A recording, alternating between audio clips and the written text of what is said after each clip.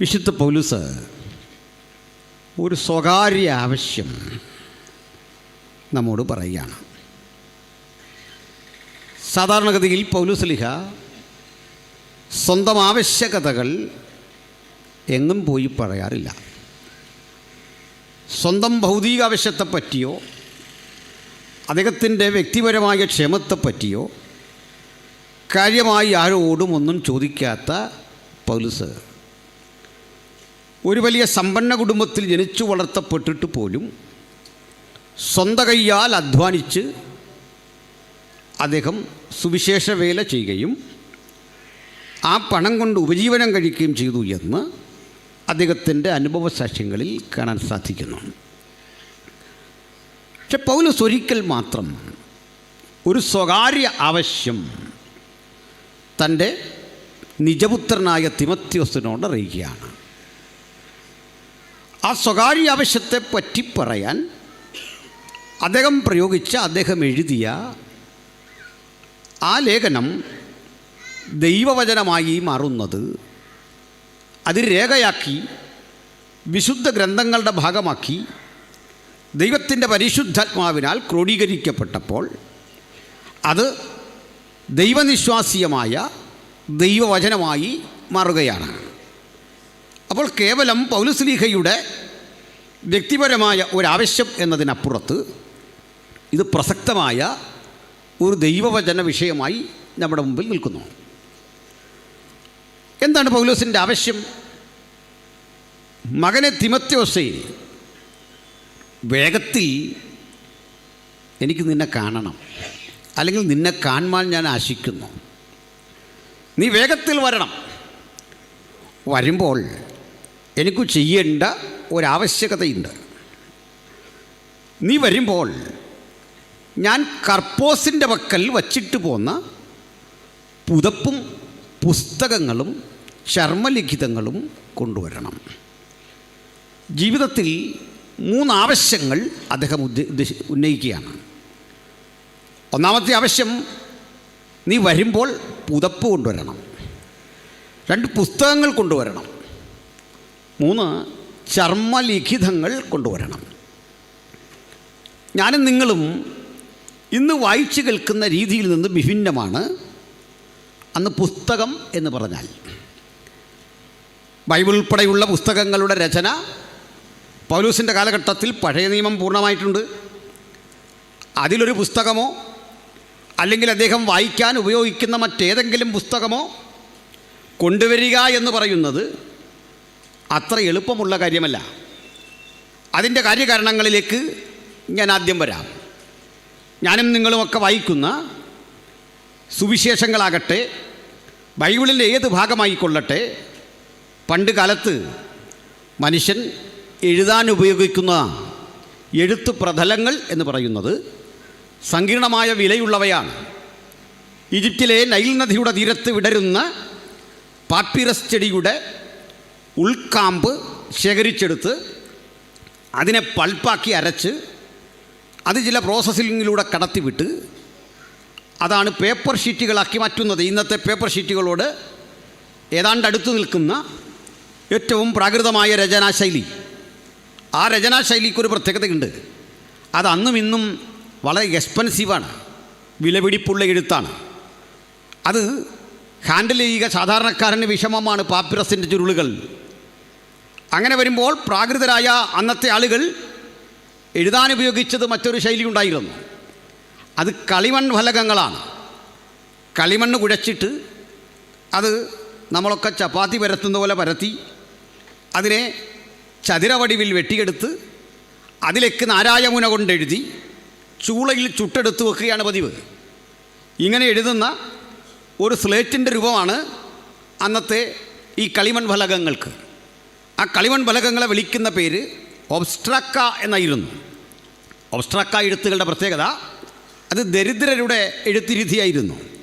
Papyrus വാങ്ങാൻ നിർവാഹമില്ലാത്ത ആളുകൾ ഒബ്സ്ട്രാക്കയിൽ എഴുതുമായിരുന്നു. പക്ഷേ ഒബ്സ്ട്രാക്കയ്ക്ക് ദാരിദ്ര്യത്തിൻ്റെയും ഇല്ലായ്മയുടെയും പശ്ചാത്തലമുള്ളപ്പോൾ തന്നെ അതിനു മാത്രം മറ്റ് എഴുത്തുവിദ്യകളെ അതിജീവിക്കാൻ ഒരു കഴിവുണ്ടായി. ആ കഴിവ് വേറൊന്നുമല്ല, കാലമേറെക്കഴിഞ്ഞ് ഈ ലിഖിതങ്ങൾ പലതും മണ്ണടരുകളിൽ പെട്ടുപോയപ്പോൾ പാപ്പിറസ് ഷീറ്റുകളും പാർച്ച്മെൻസുമൊക്കെ മണ്ണിൻ്റെ ഭാഗമായി മാറി. പക്ഷേ ദരിദ്രൻ്റെ ആലേഖന വിദ്യയ്ക്ക് കാരണമായി തീർന്ന അത്തരത്തിലെ മൺലിഖിതങ്ങൾ മണ്ണടരുകൾക്കുള്ളിൽ കിടന്നു. കാലത്തെ അതിജീവിച്ച് ആ എഴുത്തുകൾ പുരാവസ്തു ഗവേഷകർക്ക് പിൽക്കാലത്ത് കിട്ടി. അതിൽ നിന്നൊരു കാര്യമാണ് മനസ്സിലാക്കേണ്ടത്. നിങ്ങളിൽ നല്ല പ്രവൃത്തി ആരംഭിച്ചവൻ യേശുക്രിസ്തുവിൻ്റെ നാളോളം അതിനെ തികയ്ക്കും. ഏത് ദുർബലനായിക്കൊള്ളട്ടെ, നിങ്ങളില്ലായ്മക്കാരനായിക്കൊള്ളട്ടെ, യേശുവിന് വേണ്ടി ചെയ്യുന്നത് കാലത്തെ അതിജീവിച്ച് അതിൻ്റെ ശോഭയോടെ നിലനിൽക്കും, അതിൻ്റെ ശക്തിയോടെ നിലനിൽക്കും. അപ്പോൾ ഇതിൻ്റെ അസൗകര്യം കൂടി കേൾക്കണം. മത്തായിയുടെ സുവിശേഷത്തിൻ്റെ ഒരു 10 അധ്യായം വരെയുള്ള ഭാഗങ്ങൾ ഒരുവന് കൊണ്ടുപോകണമെങ്കിൽ തന്നെ ഈ കളിമൺ ഫലകങ്ങളിൽ അത് കൊണ്ടു നടക്കുക എന്ന് പറയുന്നതിൻ്റെ പ്രായോഗിക ബുദ്ധിമുട്ട്. താഴെ വീണുടയാൻ പാടില്ല. അത് വളരെ കെയർഫുള്ളായിരിക്കണം. ഒട്ടേറെ സംരക്ഷണം അത് ആവശ്യപ്പെടുന്നു. അപ്പോൾ ഇതാണ് ഒരു തരം എഴുത്തുവിദ്യകൾ. ഇനി മറ്റൊന്ന് പാപ്പിറസിൻ്റെ ലിഖിതങ്ങളാണ്. ഞാനത് ഓൾറെഡി ഓർമ്മപ്പെടുത്തി കഴിഞ്ഞു. ഇവ രണ്ടുമല്ലാത്ത പാർച്ച്മെൻസ് എന്ന മറ്റൊരു രീതിയുണ്ട്, ഒരു എഴുത്തുരീതി. ആ എഴുത്തുരീതി മൃഗങ്ങളുടെ തോല് എഴുതാൻ ഉപയോഗിക്കുക എന്നതാണ്. നമ്മൾ ഡ്രമ്മും സൈഡ് ഡ്രമ്മും ഒക്കെ ഉപയോഗിക്കുന്നവരാണല്ലോ.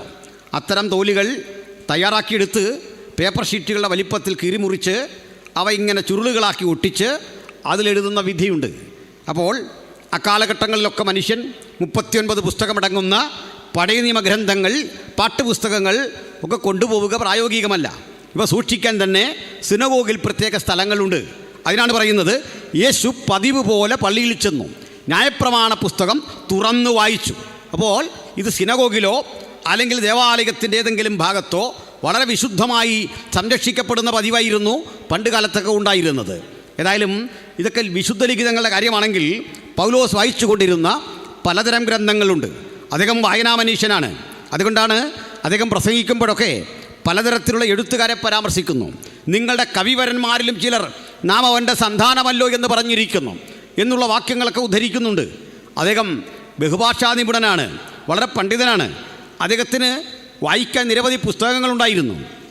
ഈ പുസ്തകങ്ങളൊക്കെ കർപ്പോസ് എന്ന് പറയുന്നൊരു സുഹൃത്തിൻ്റെ വീട്ടിൽ വെച്ചിട്ടാണ് പോകുന്നത്. ആ സുഹൃത്ത് ഇത് സംരക്ഷിക്കാൻ പെടുന്ന പ്രയാസം നിങ്ങൾക്കൊന്ന് ആലോചിക്കാവുന്നതേ ഉള്ളൂ. കാരണം ഇന്നെന്ന പോലെയല്ല അക്കാലഘട്ടത്തിൽ അവ സൂക്ഷിക്കുക. 100 കണക്കിന് ചുരുളുകൾ അടുക്കി കെട്ടി വെക്കണം. ഇന്നത്തെ പോലെ നല്ല വീടുകളൊന്നുമല്ല. അങ്ങനെ ഒരു കാലഘട്ടത്തിൽ ഇതൊക്കെ അവിടെ വച്ചിട്ട് പോന്നു. മറ്റൊന്ന് ചർമ്മലിഖിതങ്ങളാണ്. ചർമ്മലിഖിതങ്ങളെന്ന് പറഞ്ഞാൽ മൃഗങ്ങളുടെ തോലിൽ എഴുതി വെച്ച അദ്ദേഹത്തിൻ്റെ ഓർമ്മക്കുറിപ്പുകളോ ഏതെങ്കിലും സ്ഥലത്തേക്കുള്ള ലേഖനങ്ങളോ അദ്ദേഹത്തിൻ്റെ പ്രാർത്ഥനാ ജീവിതത്തിൽ കിട്ടിയ വെളിപ്പാടുകളോ അതുമല്ലെങ്കിൽ അദ്ദേഹത്തിൻ്റെ അന്വേഷണങ്ങളിൽ കണ്ടെത്തിയ ഏതെങ്കിലും പുതിയ അറിവുകളോ ഒക്കെ രേഖപ്പെടുത്തി വച്ചിട്ടുള്ള നിരവധി ലിഖിതങ്ങൾ ആ വീട്ടിൽ വെച്ചിട്ടുണ്ട്.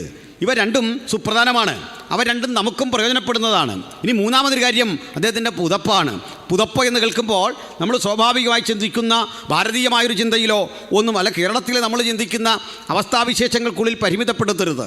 കനത്ത തണുപ്പിനെ അതിജീവിക്കത്തക്ക വിധത്തിൽ വളരെ ഭാരമുള്ള കമ്പിളിക്കെട്ട് അത് കൊണ്ടുവരിക എന്ന് പറയുന്നത് അത്ര എളുപ്പമല്ല. ഇതൊരാളെ ഏൽപ്പിക്കുക എന്ന് പറഞ്ഞാൽ നമ്മളെ സംബന്ധിച്ചോളം ബുദ്ധിമുട്ടുള്ള കാര്യമാണ്. പക്ഷേ പൗലോസ് ഈ 3 കാര്യങ്ങൾ ആഗ്രഹിക്കുന്നു. ഈ 3 കാര്യങ്ങൾ അദ്ദേഹം ചോദിക്കുന്നു. ഞാനും നിങ്ങളും ഇന്ന് ചേർന്ന് ഈ വസ്തുതയുടെ ചില ആഴവും പരപ്പും പൊരുളും ഒരുമിച്ച് പഠിക്കാൻ, ഒരുമിച്ച് ചിന്തിക്കുവാൻ വേണ്ടി താല്പര്യപ്പെടുകയാണ്. എല്ലാവരെയും ഏകാഗ്രതയും പ്രാർത്ഥനയും ഈ ചിന്തയിലേക്ക് ഞാൻ ഒരു വേള ക്ഷണിക്കുന്നു. ബഹുമാനരെ, നമുക്കാദ്യം പൗലോസ് എന്ന മനുഷ്യനിലേക്ക് പോകാം. അദ്ദേഹത്തിൻ്റെ ജീവിതത്തിൽ നിന്ന് വേണം ആരംഭിക്കുവാൻ. 100 യോഗങ്ങളിൽ 100 ഇടങ്ങളിൽ 100 വിശകലനങ്ങളിൽ പൗലോസ് എന്ന മനുഷ്യനെക്കുറിച്ച് കേൾക്കാത്ത ആളുകളില്ല, അദ്ദേഹത്തെ അറിയാത്ത ആളുകളില്ല. ക്രൈസ്തവരെ സംബന്ധിച്ചിടത്തോളം പൗലോസ് എന്ന പേര് കേൾക്കുന്നത് അഭിമാനകരമായൊരു അനുഭവമാണ്, അഭിമാനകരമായൊരു ചിന്തയാണ്. എന്താണ് പൗലോസിനെ കുറിച്ച് ഇത്രയും അഭിമാനം, ഇത്രയും സന്തോഷം? ഞങ്ങൾ ദൈവദാസന്മാർ ജീവിതത്തിൽ യേശു കഴിഞ്ഞാൽ ഏറെ പ്രസംഗിച്ചിട്ടുള്ളത് പൗലോസിനെ പറ്റിയാണ്. അദ്ദേഹത്തിൻ്റെ ജീവചരിത്രത്തിൽ നിന്നാണ് ആവേശകരങ്ങളായ നിരവധി പാഠങ്ങൾ ഞങ്ങൾ ഉൾക്കൊണ്ടിട്ടുള്ളത്. ചിലരെങ്കിലും പൗലോസിനൊരു വ്യാജനെന്ന് കരുതുന്നുണ്ട്. അത് ക്രൈസ്തവരാരുമല്ല. ക്രൈസ്തവ സഭയ്ക്ക് പുറത്ത് പൗലോസ് എന്തൊക്കെയോ തെറ്റായ പ്രവൃത്തികൾ ചെയ്തു എന്ന് വിശ്വസിക്കുന്ന ആളുകളുണ്ട്. അവർ വിശ്വസിക്കുന്ന തെറ്റായ പ്രവൃത്തി എന്താണെന്ന് നിങ്ങൾ കേൾക്കണം. അത് പൗലോസ് മോഷ്ടിച്ചുവെന്നോ അദ്ദേഹം ഏതെങ്കിലും ദുർമാർഗിയായിരുന്നെന്നോ ഒന്നുമല്ല അവർ പറയുന്നത്. പിന്നെന്താണ് തെറ്റ്? അവർ പറയും കേവലം ഒരു പ്രവാചകൻ മാത്രമായിരുന്ന യേശുവിനെ പിടിച്ച് ദൈവമാക്കിയത് പൗലോസാണ്. അങ്ങനെയാണ് അവരുടെ അവകാശവാദം. പൗലോസ് വരും വരെ ക്രൈസ്തവർക്കിടയിൽ യേശു ദൈവമായിരുന്നില്ല. ഒരു പ്രവാചകനായിരുന്നു. യഹൂദന്മാർക്കൊരു മശിക മാത്രമായിരുന്നു. യഹൂദന്മാർ മശികയായി സ്വീകരിക്കേണ്ടവനായിരുന്നു. അവരിപ്പലരും സ്വീകരിച്ചില്ല. ശ്രേഷ്ഠനായ ഒരു പ്രവാചകനായി യേശുവിനെ ഉൾക്കൊള്ളുവാൻ ഞങ്ങൾക്ക് വിഷമമൊന്നുമില്ല. യേശു മാന്യനാണ്, യേശു മഹാനാണ്. ആ മഹാൻ്റെ പേര് ഉദ്ധരിക്കുവാൻ, അവിടുത്തെ വാക്കുകൾ പറയാൻ ഞങ്ങൾക്ക് മടിയൊന്നുമില്ല. അദ്ദേഹത്തെ സ്വീകരിക്കാനൊക്കെ ഞങ്ങൾ തയ്യാറാ. പക്ഷേ അദ്ദേഹത്തെ ദൈവമായി കാണാൻ ഞങ്ങൾക്ക് ആഗ്രഹമില്ല. ഇത് ലോകത്തനവധി മനുഷ്യരുണ്ട്. യേശുവിനെ വിപ്ലവകാരിയായി കാണുന്ന ആളുകളുണ്ട്. കർത്താവായ യേശുവിനെ മഹാരഥനായ, മഹാനായ, മാന്യനായ ഒരു പ്രവാചകനായി കാണുന്ന ആളുകളുണ്ട്. ചിലരെങ്കിലും യേശുവിനെ കാണുന്നത് അദ്ദേഹത്തിൻ്റെ ഉയർപ്പിൽ വിശ്വസിക്കുന്നില്ല, പക്ഷേ അത്രയും മഹാനായ ഒരാൾ ജീവിച്ചിരുന്നു എന്ന് വിശ്വസിക്കുന്ന ആളുകളുണ്ട്. ക്രൈസ്തവർക്ക് പുറമെയുള്ള നിരവധി ആളുകൾ യേശുവിനെപ്പറ്റി നിരവധി ഗ്രന്ഥങ്ങൾ എഴുതിയിട്ടുണ്ട്. യേശുവിനെപ്പറ്റി, സുവിശേഷങ്ങളെപ്പറ്റി ഹൈന്ദവരായ സഹോദരന്മാർ എത്രയോ ഗഹനങ്ങളായ പഠനങ്ങൾ നിർവഹിച്ചിരിക്കുന്നു. നമുക്കറിയാം, യേശുവിനെപ്പറ്റി ഏറെ അനുകമ്പാർദ്രമായി ഹൃദയവിശാലതയോടെ എഴുതിയ ഒരാളാണ് മാതൃഭൂമിയുടെ പത്രാധിപരായിരുന്ന KP കേശവമേനോൻ. അദ്ദേഹത്തിൻ്റെ ഒരു പുസ്തകത്തിൻ്റെ പേര് തന്നെ യേശുദേവൻ എന്നായിരുന്നു. ശ്രീരാമകൃഷ്ണ മഠം പുറത്തിറക്കിയ യേശുദേവൻ എന്ന പ്രമുഖമായ മറ്റൊരു പുസ്തകമുണ്ട്. ചുരുക്കി പറഞ്ഞാൽ, ഈ രാജ്യത്തിലെ ഹൈന്ദവ സുഹൃത്തുക്കൾക്കോ ഇസ്ലാമിയർക്കോ മറ്റു സഹോദരങ്ങൾക്കോ യേശു എന്ന വ്യക്തിയോട് ഏതെങ്കിലും പിണക്കമുണ്ടെന്ന് ഞാൻ കരുതുന്നില്ല. ചുരുക്കം ചില നിരീശ്വരന്മാർ യേശുവിനെ തെറ്റിദ്ധരിപ്പിച്ച് യേശു ജീവിച്ചിരുന്നിട്ടില്ല എന്നുള്ള ചില വാദഗതികൾ കൊണ്ടുവന്നിട്ടുണ്ട്. ആ വാദഗതികളൊന്നും ചരിത്രപരമായി നിലനിൽക്കുന്നതല്ല. അതിന് പുറത്ത് യേശുവിനോട് ആരും വിരോധമുള്ളവരില്ല. യേശുവിനെ സ്നേഹിക്കുന്നവരാണ് ഭൂരിപക്ഷം ആളുകൾ. ക്രൈസ്തവർ ചെയ്തു കൂട്ടുന്ന ഏതെങ്കിലും കുറ്റങ്ങൾ കൊണ്ടോ, പുരോഹിതന്മാരുടെ പക്കലെയോ പാസ്റ്റർമാരുടെ പക്കലെയോ ഏതെങ്കിലും ജീവിത അപാകത കൊണ്ടോ യേശുവിൻ്റെ മൂല്യവും അവിടുത്തെ മാറ്റും ആരും വില കുറച്ചു കാണുന്നില്ല. അത് ഞങ്ങൾക്ക് നന്നായിട്ടറിയാം. പക്ഷേ ഇവരൊക്കെ ഒരേ സ്വരത്തിൽ പറയുന്നൊരു കാര്യം, നിങ്ങൾ പറയും പോലെ യേശു ദൈവമല്ല, ദൈവമായിട്ടൊന്നും ഞങ്ങൾ യേശുവിനെ കാണുന്നില്ല, ഇങ്ങനെ പറയുന്ന ആളുകളുണ്ട്. ഞാൻ ആ ചിന്തയിലൂടെ നിന്ന് വരുന്നു. അതിന് ചില ന്യായങ്ങളും ഈ സുഹൃത്തുക്കൾക്ക് പറയാനുണ്ട്. എന്താണ് ന്യായം? ദൈവമെന്ന് പറഞ്ഞാൽ ആരാ? ദൈവത്തിന് വിശക്കുമോ? ദൈവം കരയുമോ? ദൈവം ക്രൂശിൽ കിടന്ന് അലമുറ കൂട്ടുമോ? ദൈവത്തിന് ക്രൂശിൽ കിടന്ന് അലമുറ കൂട്ടുമ്പോൾ രക്ഷിക്കണേ എന്ന് പറയേണ്ടി വരുമോ? ദൈവം പീഡനങ്ങൾ, ഭാരങ്ങൾ, അനവധി തെറ്റായ ജീവിത പ്രശ്നങ്ങൾ ഇതിലൂടെയൊക്കെ കടന്നു പോകേണ്ടി വരുമോ? 100 ചോദ്യങ്ങൾ സമൂഹത്തിൻ്റെ മുമ്പിലേക്ക് അവരിട്ട് കൊടുക്കും. ഞാൻ അത്തരക്കാരോടും ഒരു മറുപടി പറഞ്ഞുകൊണ്ട് വേണം ഇന്ന് രാത്രി തുടങ്ങാൻ. അതിൽ ശ്രേഷ്ഠകരമായൊരു കാര്യമുണ്ട്. ആളുകൾ ചോദിക്കുന്ന വളരെ തീഷ്ണതയേറിയൊരു ചോദ്യം, ദൈവം ഇങ്ങനെ ക്രൂശിൽ മരിക്കുമോ? ക്രൂശിൽ മരിക്കുന്നത് അപമാനമെന്ന് എഴുതി വെച്ചിട്ടില്ലേ? അതുകൊണ്ട് യേശു ക്രൂശിക്കപ്പെട്ടു എന്ന വാദത്തെ നിരാകരിക്കുന്നവരുണ്ട്. എത്രയെത്ര കാര്യങ്ങൾ. ഇപ്പോൾ യേശുവുമായി ബന്ധപ്പെട്ട് വിശുദ്ധ ബൈബിൾ ഉയർത്തുന്ന ചിന്തയ്ക്കെതിരെ ചിന്തിക്കുന്ന ആ ചിന്താധാര അനവധി ധാരകളാണ്, അനവധി ഘട്ടങ്ങളാണ്. ഒന്ന്, യേശുവിൻ്റെ ജീവിതവുമായി ബന്ധപ്പെട്ട് പറയുന്നത് അവിടുത്തെ കന്യകാജനനത്തെ ചിലർ നിഷേധിക്കുന്നു. യേശുവിന് ജഡപ്രകാരം ഒരപ്പനുണ്ട് എന്ന് ചിലർ വിശ്വസിക്കുന്നു. വേറെ ചിലരാകട്ടെ യേശുവിൻ്റെ അമ്മയായ മറിയം കന്യകയല്ല എന്ന് വിശ്വസിക്കുന്നു. ഇനിയും ഒരു കൂട്ടർ യേശുവിൻ്റെ അമ്മയായ മറിയം എന്നും കന്യകയായി നിലകൊണ്ടു, ഒരിക്കൽ പോലും പുരുഷ സമാഗമം അവർക്കുണ്ടായില്ല, യോസേഫും അവരും തമ്മിൽ യാതൊരു ബന്ധവുമില്ലായിരുന്നു എന്ന തരത്തിൽ പിന്നീട് പ്രസവിച്ചില്ല എന്നൊരു വാദം മുമ്പോട്ട് വെക്കുന്നു. ഇനിയും യേശു എന്ന വ്യക്തിയെക്കുറിച്ച് അടുത്ത ചിലർ പറയുന്നത് യേശു ക്രിസ്തുവിൻ്റെ 12 വയസ്സ് മുതൽ 18 വർഷങ്ങൾ, ഏതാണ്ട് 30ഓളം വയസ്സ് വരെയുള്ള 18 വർഷങ്ങളെക്കുറിച്ച് ബൈബിൾ യാതൊരു വിവരണവും തരുന്നില്ല. അക്കാലത്ത് യേശു ഇന്ത്യയിൽ വന്ന് യോഗ അഭ്യസിച്ചിട്ട് തിരിച്ചുപോയി എന്നും ചിലർ വിശ്വസിക്കുന്ന അങ്ങനെയല്ല. വിവാഹമൊക്കെ കഴിഞ്ഞ് കാശ്മീരിൽ കുടുംബസമേതം താമസിച്ചു. യേശുവിൻ്റെ കല്ലറ കാശ്മീരിലുള്ളതായി ചില ചിത്രീകരണങ്ങൾ അവർ കൊണ്ടുവരുന്നു. ഇനിയും വേറെ ചിലർ അങ്ങനെയല്ല, യേശു പ്രവചിച്ചു ഒരാളെപ്പറ്റി, എനിക്ക് ശേഷം ഒരു കാര്യസ്ഥൻ വരും, ആ കാര്യസ്ഥൻ വന്ന് നിങ്ങളെ സകല സത്യത്തിലും വഴി നടത്തും എന്ന് പഠിപ്പിക്കുന്നു. ആ കാര്യസ്ഥൻ താനാണ് എന്ന അവകാശവാദത്തോടെ 100 കണക്കിന് ആളുകൾ പിൽക്കാലഘട്ടത്തിൽ വന്നു. അവർക്കൊക്കെ അനുഗാമികളുണ്ടായി. അവരിൽ ഏറ്റവും പ്രമുഖനായൊരു വ്യക്തി ക്രിസ്തുവിന് 300 കൊല്ലങ്ങൾക്ക് ശേഷം പേർഷ്യയിൽ ജീവിച്ചിരുന്ന മാനി എന്ന ഒരു സന്യാസിയായിരുന്നു. ആ മാനിയുടെ അനുഗാമികളെ മാനിക്കേയന്മാർ എന്നാണ് പറയുക. ഈ മാനിക്കേയന്മാർ ഇന്ത്യയിൽ വരെ വന്നിട്ടുണ്ട്. ആ ചരിത്രവും അതിൻ്റെ പശ്ചാത്തലമൊക്കെ പറഞ്ഞാൽ നമ്മുടെ വിഷയവുമായിട്ട് വലിയ ബന്ധം വരില്ല. നമുക്ക് ആവശ്യമുള്ള കാര്യമൊന്നുമല്ല. അല്ല, ഇതൊക്കെ പഠിക്കണമെന്നുണ്ടെങ്കിൽ നിങ്ങൾ ഫ്രാൻസിസ് സാറിനെ കണ്ടാൽ മതി. ഒരു ആപ്ലിക്കേഷൻ പോകും വാങ്ങിക്കൊണ്ട് പോക്കോ. ഇതൊക്കെ അവിടെ പറയുന്നുണ്ട്. നമ്മൾ മാനിക്കേനിസം എന്താണെന്നും അവരെന്ന് ഇന്ത്യയിൽ വന്നെന്നും അവരിന്നും ഇന്ത്യയിലുണ്ടെന്നും അവരിന്ന് ക്രൈസ്തവരായി കഴിയുന്നെന്നും അത് ഏതുതരം ക്രൈസ്തവരാണെന്നും ഒക്കെ ചരിത്ര വസ്തുതകൾ ഉന്നയിച്ചുകൊണ്ട് പറയേണ്ട ആവശ്യമുണ്ട്. ചുരുക്കി പറഞ്ഞാൽ ഇങ്ങനെ എത്രയെത്ര കഥകൾ. എൻ്റെ സന്തോഷം അതൊന്നുമല്ല. ഒരു കമ്മ്യൂണിസ്റ്റ് പാർട്ടികളുടെ ഒരു യോഗത്തിൽ, ഒരു വർഷത്തെ സമ്മേളനത്തിൽ യേശുവിൻ്റെ ഈ താടിയുള്ള ചിത്രമൊക്കെ വച്ചിട്ട് അതിൻ്റെ താഴെ സഖാവ് യേശു ക്രിസ്തു എന്നൊരു ബോർഡുമൊക്കെ പ്രത്യക്ഷപ്പെട്ടിരുന്നു. വലിയ വിവാദമായ ഒരു കാലഘട്ടമാണ്. ചുരുക്കി പറഞ്ഞാൽ എല്ലായിടത്തും യേശുവിനെ അംഗീകരിക്കാൻ ആളുകൾ റെഡിയാണ്. ചിലർക്കത് സഖാവാണ്, ചിലർക്കത് നല്ലൊരു പ്രവാചകനാണ്, ചിലർക്കത് സാമാന്യനായൊരു മനുഷ്യനാണ്, മറ്റു ചിലർക്ക് യേശുവിനെക്കുറിച്ച് കേൾക്കുന്നത് ഇത് വലിയ കാര്യമൊന്നുമില്ല എന്ന രൂപേണ ഗൗരവമില്ലാത്തൊരു മനുഷ്യനാണ്. ഇനി വേറെ ചിലർക്ക് യേശു ഒരു അവതാരമാണ്. ഞാൻ ഈ അവതാരം എന്ന പദത്തിൽ വിശ്വസിക്കുന്ന ഒരാളല്ല. There is no word incarnation in Bible. നമ്മുടെ പാട്ടുകാരൊക്കെ പറയാറുണ്ട്, അവതരിച്ചത് വെറും കഥയോ എന്നൊരു പാട്ടുണ്ട്. ഞാൻ പറയും അവതരിച്ചത് വെറും കഥയാണ്. കാരണം Christ is not incarnation but God manifested in flesh. ദൈവം ജഡത്തിൽ വെളിപ്പെട്ടു. അതാണ് യേശു ക്രിസ്തു. ദൈവം ജഡത്തിൽ വെളിപ്പെട്ടു, ജഡത്തിൽ വന്നു. കാരണം അവതരിച്ചാൽ ആ മൂലരൂപം അവിടെ ഇരിപ്പുണ്ട്, എന്നിട്ട് അവിടുന്ന് മറ്റൊരാളായി വന്നു. ഒരു മൂലരൂപവും വേറെ അവിടെ ഇരിപ്പില്ല. ദൈവപുത്രൻ, പിതാവ്, പുത്രൻ, പരിശുദ്ധാത്മാവ്, ഈ ത്രിഏക സത്യത്തിലെ പിതാവും പുത്രനും പരിശുദ്ധാത്മാവും എക്കാലഘട്ടത്തിലെയും ആത്യന്തിക സത്തയും സത്യവുമാണ്. എന്നാൽ അതിൽ പുത്രനാണ് ജഡത്തിൽ വെളിപ്പെട്ടു വന്നത്. പിതാവല്ല ജഡത്തിൽ വെളിപ്പെട്ടു വന്നത്, പരിശുദ്ധാത്മാവുമല്ല ജഡത്തിൽ വെളിപ്പെട്ടു വന്നത്. പുത്രൻ കാലസമ്പൂർണതയിൽ വെളിപ്പെട്ടു വന്നു. പുത്രൻ വെളിപ്പെട്ടു വരുമ്പോൾ അവൻ തന്നെത്താൻ ഒടിച്ചു ക്രൂശിലെ മരണത്തോളം തന്നെത്താൻ താഴ്ത്തി. ഇതൊക്കെ വചനം വളരെ വ്യക്തമാണ്.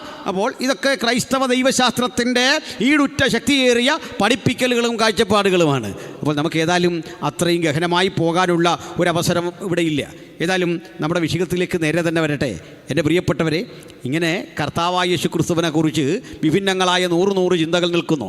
ഈ ചിന്തകൾക്കൊന്നും യാതൊരുവിധ പുതുമയുമില്ല. നമ്മൾ ചിലർക്കെങ്കിലും തോന്നും ഇന്നാണ് സഭാചരിത്രത്തിലെ 100 ചോദ്യങ്ങളുടെ കാലഘട്ടം.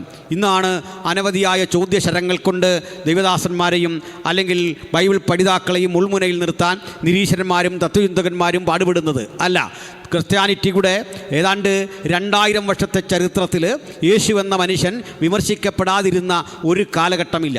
അതുകൊണ്ട് തന്നെ ഞങ്ങൾ പറയും 2000 years, 2000 വർഷങ്ങൾ, 2 സഹസ്രാബ്ദങ്ങൾ മനുഷ്യരാശിയുടെ മസ്തിഷ്ക മണ്ഡലങ്ങളിൽ, മനുഷ്യരാശിയുടെ ചിന്താതലങ്ങളിൽ, മനുഷ്യൻ്റെ ചർച്ചാമണ്ഡലങ്ങളിൽ ഏറ്റവും അധികം ചർച്ച ചെയ്യപ്പെട്ടിട്ടുള്ള, ചർച്ച ചെയ്യപ്പെട്ടുകൊണ്ടേയിരിക്കുന്ന, നാളെയും ചർച്ച ചെയ്യപ്പെടേണ്ട അതുല്യ വ്യക്തിത്വത്തിൻ്റെ പേര് കർത്താവായ യേശു ക്രിസ്തു എന്നതാണ്. ഹല്ലേലൂയ. ആ പരമഗുരുവിനെ ഇന്ന് രാത്രി ഹൃദയത്തിൽ ഉൾക്കൊണ്ട നമുക്ക് ഒരേ സ്വരത്തിൽ, ഒരേ ശക്തിയിൽ ഉലകത്തോട് മുഴുവൻ ഞാനും നിങ്ങളും അറിഞ്ഞ ആത്യന്തിക സത്യത്തെ ഇങ്ങനെ ആവർത്തിക്കാം: മറ്റൊരുവനിലും രക്ഷയില്ല. നാം രക്ഷിക്കപ്പെടുവാൻ ആകാശത്തിന് കീഴിൽ മനുഷ്യരുടെ ഇടയിൽ നൽകപ്പെട്ട വേറെ ഒരു നാമവുമില്ല. സകല നാമത്തിനും മേലായ നാമം നമ്മുടെ കർത്താവായ യേശു ക്രിസ്തുവിൻ്റെ നാമം. അങ്ങനെ പാപമംഗലമായ ജീവിതത്തിൽ അധപ്പതിക്കപ്പെട്ടു പോയ നമുക്ക് വേണ്ടി കാലത്തിൻ്റെ സമ്പൂർണ്ണതയിൽ ജഡരൂപം എടുത്തു വന്ന് നിർണായകമായ ഘട്ടത്തിൽ പിതാവിൻ്റെ ഹിതപ്രകാരം കാൽവരിയുടെ കൊല്ലമരത്തിൽ എന്നേക്കും അർപ്പണം ചെയ്ത കർത്താവായ യേശു ക്രിസ്തുവിനെ ഈ വചനം കേൾക്കുന്ന നടുവിൽ ഉയർത്തിക്കാട്ടി ആവർത്തിക്കട്ടെ: മറ്റൊരുവനിലും മറ്റെവിടെയും മറ്റെങ്ങനെയും രക്ഷയില്ല. മനുഷ്യരാശിയുടെ വിമോചകൻ കർത്താവായ യേശു ക്രിസ്തു മാത്രം. അവൻ്റെ പുത്രനായ യേശുവിൻ്റെ രക്തം സകല പാപവും പോക്കി നമ്മെ ശുദ്ധീകരിക്കുന്നു. അവിടുത്തെ രക്തത്തിൽ നമുക്ക് അതിക്രമങ്ങളുടെ മോചനം എന്ന വീണ്ടെടുപ്പുണ്ട്. ഈ രാത്രി ഈ രക്തത്തിൻ്റെ ശക്തിയിൽ വിശ്വസിക്കുന്ന ദൈവമക്കൾക്ക് ആ രക്തത്തിൻ്റെ പ്രവാഹം പുത്തൻ ഊർജ്ജമായി ഭവിക്കട്ടെ. ആ രക്തം വിടുതലായി തീരട്ടെ. ആ രക്തം രോഗശാന്തിയാകട്ടെ. ആ രക്തം ജീവൽ പ്രതിസന്ധികൾ അതിജീവിക്കുന്ന കരുത്തുറ്റ ഔഷധമാകട്ടെ. അത് പുത്തൻ നിയോഗമാകട്ടെ. ആ രക്തത്തിൻ്റെ ശക്തി ചെയ്തിരണം കൂടാതെ ഒരാളും ഈ പന്തൽ വിട്ടുപോകാൻ പാടില്ല. ഒരാളും ഈ പരിസരത്ത് ദൈവജനം കേൾക്കുന്നവർക്കിടയിൽ ആ രക്തത്തിൻ്റെ ശക്തിയുടെ ചൈതന്യത്തിൻ്റെ പുറത്തുണ്ടെങ്കിൽ അവരെ ഞങ്ങൾ ഈ തിരുവചന ശക്തിയിലേക്ക് ഒരിക്കൽ കൂടി ആകർഷിക്കുന്നു. ദൈവജനത്തിൻ്റെ ആ വലിയ പ്രവാഹം, ആ വലിയ ഒഴുക്ക്, ആ വലിയ ഊർജ്ജം പുത്തൻ കൃപയോടെ, പുത്തൻ ശക്തിയോടെ ആസ്വദിക്കാൻ വചനം കേൾക്കുന്നവർക്കൊക്കെ അത്യുന്നതൻ പ്രാപ്തനാക്കട്ടെ എന്ന് ഞാൻ പ്രാർത്ഥിക്കുന്നു. പൗലോസിലേക്ക് തന്നെ വരാം. പ്രിയപ്പെട്ട സുഹൃത്തുക്കളെ, കർത്താവായ യേശു ക്രിസ്തു എൻ്റെ പഠനത്തിലും വിശകലനത്തിലും കർത്താവിൻ്റെ അമ്മയായ മറിയെ ഞങ്ങളെന്തോ വില കുറച്ച് കാണിക്കുന്നു എന്നൊക്കെ ആളുകൾ പറയാറുണ്ട്. പ്രിയപ്പെട്ടവരെ, ഞങ്ങൾക്ക് എങ്ങനെയാണ് കർത്താവായ യേശു ക്രിസ്തുവിൻ്റെ വിശുദ്ധ മറിയത്തെ, അമ്മയെ വില കുറച്ച് കാണാൻ പറ്റുന്നത്? ഒരിക്കലും കഴിയില്ല. കർത്താവായ യേശുവിൻ്റെ അമ്മ വിശുദ്ധ മറിയം എന്ന് വിളിക്കാൻ ഞങ്ങൾക്കൊരു മടിയില്ല. മടിയുണ്ടോ? ഇല്ല. വിശുദ്ധ മറിയം, ആ പേരാണ് യോജിക്കുന്നത്. ആ പേര് യോജിക്കുന്ന ഒത്തിരി പേര് ബൈബിളിലുണ്ട്. വിശുദ്ധ മറിയം എന്ന് പറയാം. വിശുദ്ധ പൗലോസ് എന്ന് പറയാം, വിശുദ്ധ മത്തായി എന്ന് പറയാം. ആട്ടെ, അങ്ങനെയാണെങ്കിൽ ഇന്ന് ലീഡ് ചെയ്ത ദിവാസനെ വിശുദ്ധ റെജി എന്ന് പറയാൻ പറ്റുമോ? പറ്റുമെന്ന് ആരും പറഞ്ഞില്ലെന്ന്. സംശയമുണ്ടോ? ഇത് ഞാൻ പറഞ്ഞല്ല, തിരുവെഴുത്ത് പറയുന്ന സത്യമാണ്. നമ്മളെല്ലാം വിശുദ്ധന്മാരാണ്. വിശ്വാസം ഇല്ലല്ലേ? വിശ്വാസം ഉണ്ടോ? സ്തോത്രം. എങ്ങനെയാണ് നമ്മൾ വിശുദ്ധരായത് എന്നൊരു വാക്കിൽ പറഞ്ഞിട്ട് ഇതിൻ്റെ ഉള്ളിലേക്ക് വരാം. എന്നോട് അടുത്ത കാലത്ത് ഒരാൾ ചോദിച്ചു, നിങ്ങൾക്ക് പൗരോഹിത്യം ഉണ്ടോ എന്ന് ചോദിച്ചു. എൻ്റെ കൂടെ വന്ന ഭാഷ പറഞ്ഞു ഇല്ലെന്ന് പറഞ്ഞു. ഞാൻ പറഞ്ഞു അബദ്ധം പറയരുത്, നമുക്ക് ആ പൗരോഹിത്യം ഉള്ളത്. പൗരോഹിത്യം ഇല്ലേ? പൗരോഹിത്യമുണ്ട്. നമുക്ക് മെത്രാനുണ്ടോ? ഉണ്ട്. നമുക്ക് പുരോഹിതനുമുണ്ട്, മെത്രാനുമുണ്ട്, ബിഷപ്പും ഉണ്ട്. ചർച്ചകളിലൊക്കെ ബിഷപ്പും തന്നെയാണ് ഇപ്പോൾ എഴുതുന്നത്. എൻ്റെ ബിഷപ്പ് എന്ന് എഴുതിയാൽ തെറ്റാകുമോ? തെറ്റാകില്ലെന്ന് മാത്രമല്ല, അതാ ശരി, ബിഷപ്പാണ്. ഒരു സംശയം വേണ്ട. നിങ്ങൾ എന്നെ ബിഷപ്പ് പാനിൽ കൊടുത്തോടോ എന്ന് വിളിച്ചാൽ ഞാൻ വലിയ സന്തോഷത്തോടെ കേൾക്കും. ചില അച്ഛനെന്ന് വിളിക്കാറുണ്ട്, അത് കേൾക്കുന്ന ഭയങ്കര സന്തോഷമാണ്. എന്നാൽ എനിക്ക് മക്കൾ 3, അതുകൊണ്ടാണ്. ഒരു തർക്കവും ഇല്ല കാര്യത്തിൽ. ചുരുക്കി പറഞ്ഞാൽ ബിഷപ്പ് എന്ന പേര് ചേരും, ഒരു കുഴപ്പമില്ല. അർത്ഥം അധ്യക്ഷനെന്നേ ഉള്ളൂ. മനസ്സിലായോ? ആ പേരിനോടൊന്നും അലർജി വേണ്ട, ശ്രദ്ധിച്ചിരിക്കണം. എന്തിനാ ഇത്രയും പറഞ്ഞെന്നറിയണ്ടേ? നമ്മൾ വിശുദ്ധരായ ഇതെങ്ങനെയാണെന്ന് ചിലർക്കൊരു സംശയം. പറയാം. പാപം എന്ന് പറഞ്ഞാൽ നിയമലംഘനത്തിൻ്റെ പേരാണ് പാപം. എന്തിനാ പോലീസ് ഫൈനടിക്കുന്നത്? പോലീസ് ഫൈനടിക്കുന്നത് എന്തിനാ? എങ്ങനെ? നിയമലംഘനത്തിന്. അപ്പോൾ നിയമലംഘനത്തിന് ഫൈനടിക്കാൻ പോലീസ് നിൽക്കുന്നത് വളവിന് വന്നാൽ അതാ വേറെ രസം. തൊപ്പി വെച്ചിട്ടുമില്ല. ഞാനിന്നുവരെയും തൊപ്പി വെച്ചിട്ട് പോലീസുകാരനെ വഴി കണ്ടിട്ടില്ല എൻ്റെ ജീവിതത്തിൽ ഇതുവരെ. ഞാൻ വിവരാവകാശം അനുസരിച്ച് എഴുതി ചോദിച്ചിട്ടുണ്ട്, ഇത് ഇവർക്ക് ഇങ്ങനെ നിന്ന് ഫൈൻ അടിക്കാമോ? ഇതുവരെ മറുപടി വന്നില്ല. 30 ദിവസത്തിനുള്ളിൽ മറുപടി വരേണ്ടതാണ്. അവരെ അത് വെപ്പിക്കാമോ നമുക്ക് നോക്കണമല്ലോ. നിയമലംഘനം ആരും ചെയ്യാൻ പാടില്ല. അപ്പോൾ ഇങ്ങനെ നിൽക്കുക, ഫൈൻ അടിക്കുക. അപ്പോൾ ഈ ഫൈൻ അടിക്കുമ്പോൾ 1 വേ തെറ്റിച്ചാൽ ഫൈനുണ്ട്, ഹെൽമറ്റ് വെക്കാതെ പോയ ഫൈനുണ്ട്. പക്ഷേ ഒരു ദിവസം ഈ നിയമം അപ്രസക്തമാക്കി എന്ന് വെക്കുക. എക്സാമ്പിൾ, ഈ ബന്ധമൊക്കെ വരുമ്പോൾ നമ്മുടെ ബുക്കും പേപ്പറും ഒന്നും ചോദിക്കേണ്ട, ആളുകൾ യഥേഷ്ടം യാത്ര ചെയ്തോട്ടെ എന്നൊരു നിയമം കൊണ്ടുവരും. അങ്ങനെ കൊണ്ടുവരാം സർക്കാരിനാണ്. അപ്പോൾ അന്ന് നമ്മൾ അങ്ങനെ പോകുന്നത് പാപമല്ല. സത്യത്തിൽ നമ്മുടെ കാറിൽ മറ്റൊരാൾക്ക് ലിഫ്റ്റ് കൊടുക്കാൻ പാടില്ല, അതിനെ ടാക്സി ഉള്ളത്. നിങ്ങളുടെ കാറ് നിങ്ങൾക്കും നിങ്ങളുടെ മകനും നിങ്ങളുടെ ഭാര്യയ്ക്കും നിങ്ങളുടെ അപ്പനും അമ്മയ്ക്കും പോകാനുള്ളതാണ്. അത് അയൽക്കാർക്ക് പോലും പോകാൻ നിയമമില്ല. അപ്പോൾ അതിനാ ടാക്സിക്കാരനുള്ളത്, അതിലാണ് പോകേണ്ടത്. പക്ഷേ ചില ദിവസങ്ങളിൽ ഈ നിയമത്തിന് അഴിവ് വരും, കാരണം വേറെ വാഹനമില്ല. അപ്പോൾ അത് പാപമല്ല, പെറ്റി എഴുതാൻ പറ്റില്ല. അപ്പോൾ ഈ നിയമത്തിൻ്റെ ദാതാക്കൾ ആണ്, ആ നിയമം ഉണ്ടാക്കുന്നവരാണ് സത്യത്തിൽ നിയമം ഫലപ്രദമായി അപ്ലൈ ചെയ്യാൻ പോലീസിനാക്കിയിരിക്കുന്നത്. അത് അപ്ലൈ ചെയ്യേണ്ട ആളുകളാണ്. മറുവശത്ത് അതുകൊണ്ടാണ് നിയമം സൂക്ഷിക്കേണ്ട ആളുകൾ പോലീസ് നമ്മെ അടിച്ചു. ലാത്തി ചാർജ് അല്ല, അവിടെ കൊണ്ടുള്ള ഉരുട്ടല്ല പറഞ്ഞ്, വഴി വെച്ച് അടിച്ചു. നമ്മൾ പിരിഞ്ഞു പോകുന്നില്ല, അടിച്ചു. 10-20 പേര് ഇങ്ങനെ കൂടി നിൽക്കുന്നു, അടി തലയെല്ലാം അടിച്ച് പൊട്ടിച്ച് നമ്മൾ താഴെ വീണു. പോലീസിൻ്റെ പേരിൽ കേസെടുക്കാൻ പറ്റില്ല. പിന്നെ നമ്മൾ ആ ബഹളം വെച്ചതിൻ്റെ പേരിൽ ഇവിടുത്തെ പോലീസിനെ എറണാകുളത്തിനൊന്ന് സ്ഥലം മാറ്റും. എന്തിനാണെന്നറിയോ? നിങ്ങളുടെ വികാരം തണുക്കാൻ അങ്ങോട്ട് മാറ്റും. തന്നെയല്ല, ഈ പോലീസിന് ഈ എന്താ പറയുക, നെല്ലാടും മഴുവണ്ണൂരും പരിസരത്തുള്ളവനെ അടിച്ചടിച്ച് പുള്ളി അങ്ങ് മടുത്തു, ബോറടിച്ചു. അപ്പോൾ ഈ ബോറടി ഒന്ന് മാറിക്കിട്ടാൻ വേണ്ടി പുള്ളിയെ കോട്ടയത്തിന് വിട്ടു. പുള്ളി ഒന്ന് ഫ്രഷ് ആവും, പുതിയ ആളുകളെ കണ്ടല്ലോ, അവിടെ ആ പണി തുടങ്ങും. എന്തിനാ ഇത്രയും പറഞ്ഞെന്നറിയണ്ടേ? Police acting on behalf of the state ആണ്. സ്റ്റേറ്റിന് വേണ്ടിയാണ് പോലീസ് അടിച്ചത്, വൈരാഗ്യത്തിന് അടിച്ചതല്ല. സ്റ്റേറ്റ് പറഞ്ഞു അടിക്കല്ലെങ്കിൽ ഇവിടെ വലിയ പ്രശ്നം വരും. സ്റ്റേറ്റിൻ്റെ ഓർഡറാണ്. അപ്പോൾ ഇമ്മ്യൂണിറ്റി ഉണ്ട് അവർക്ക്, പരിരക്ഷ. ജഡ്ജി ഉത്തരവിട്ടു, ആ ഉത്തരവ് ഒരു പക്ഷേ അപാകത നിറഞ്ഞതാണെങ്കിലും ജഡ്ജിയുടെ പേര് കേസ് വരത്തില്ല.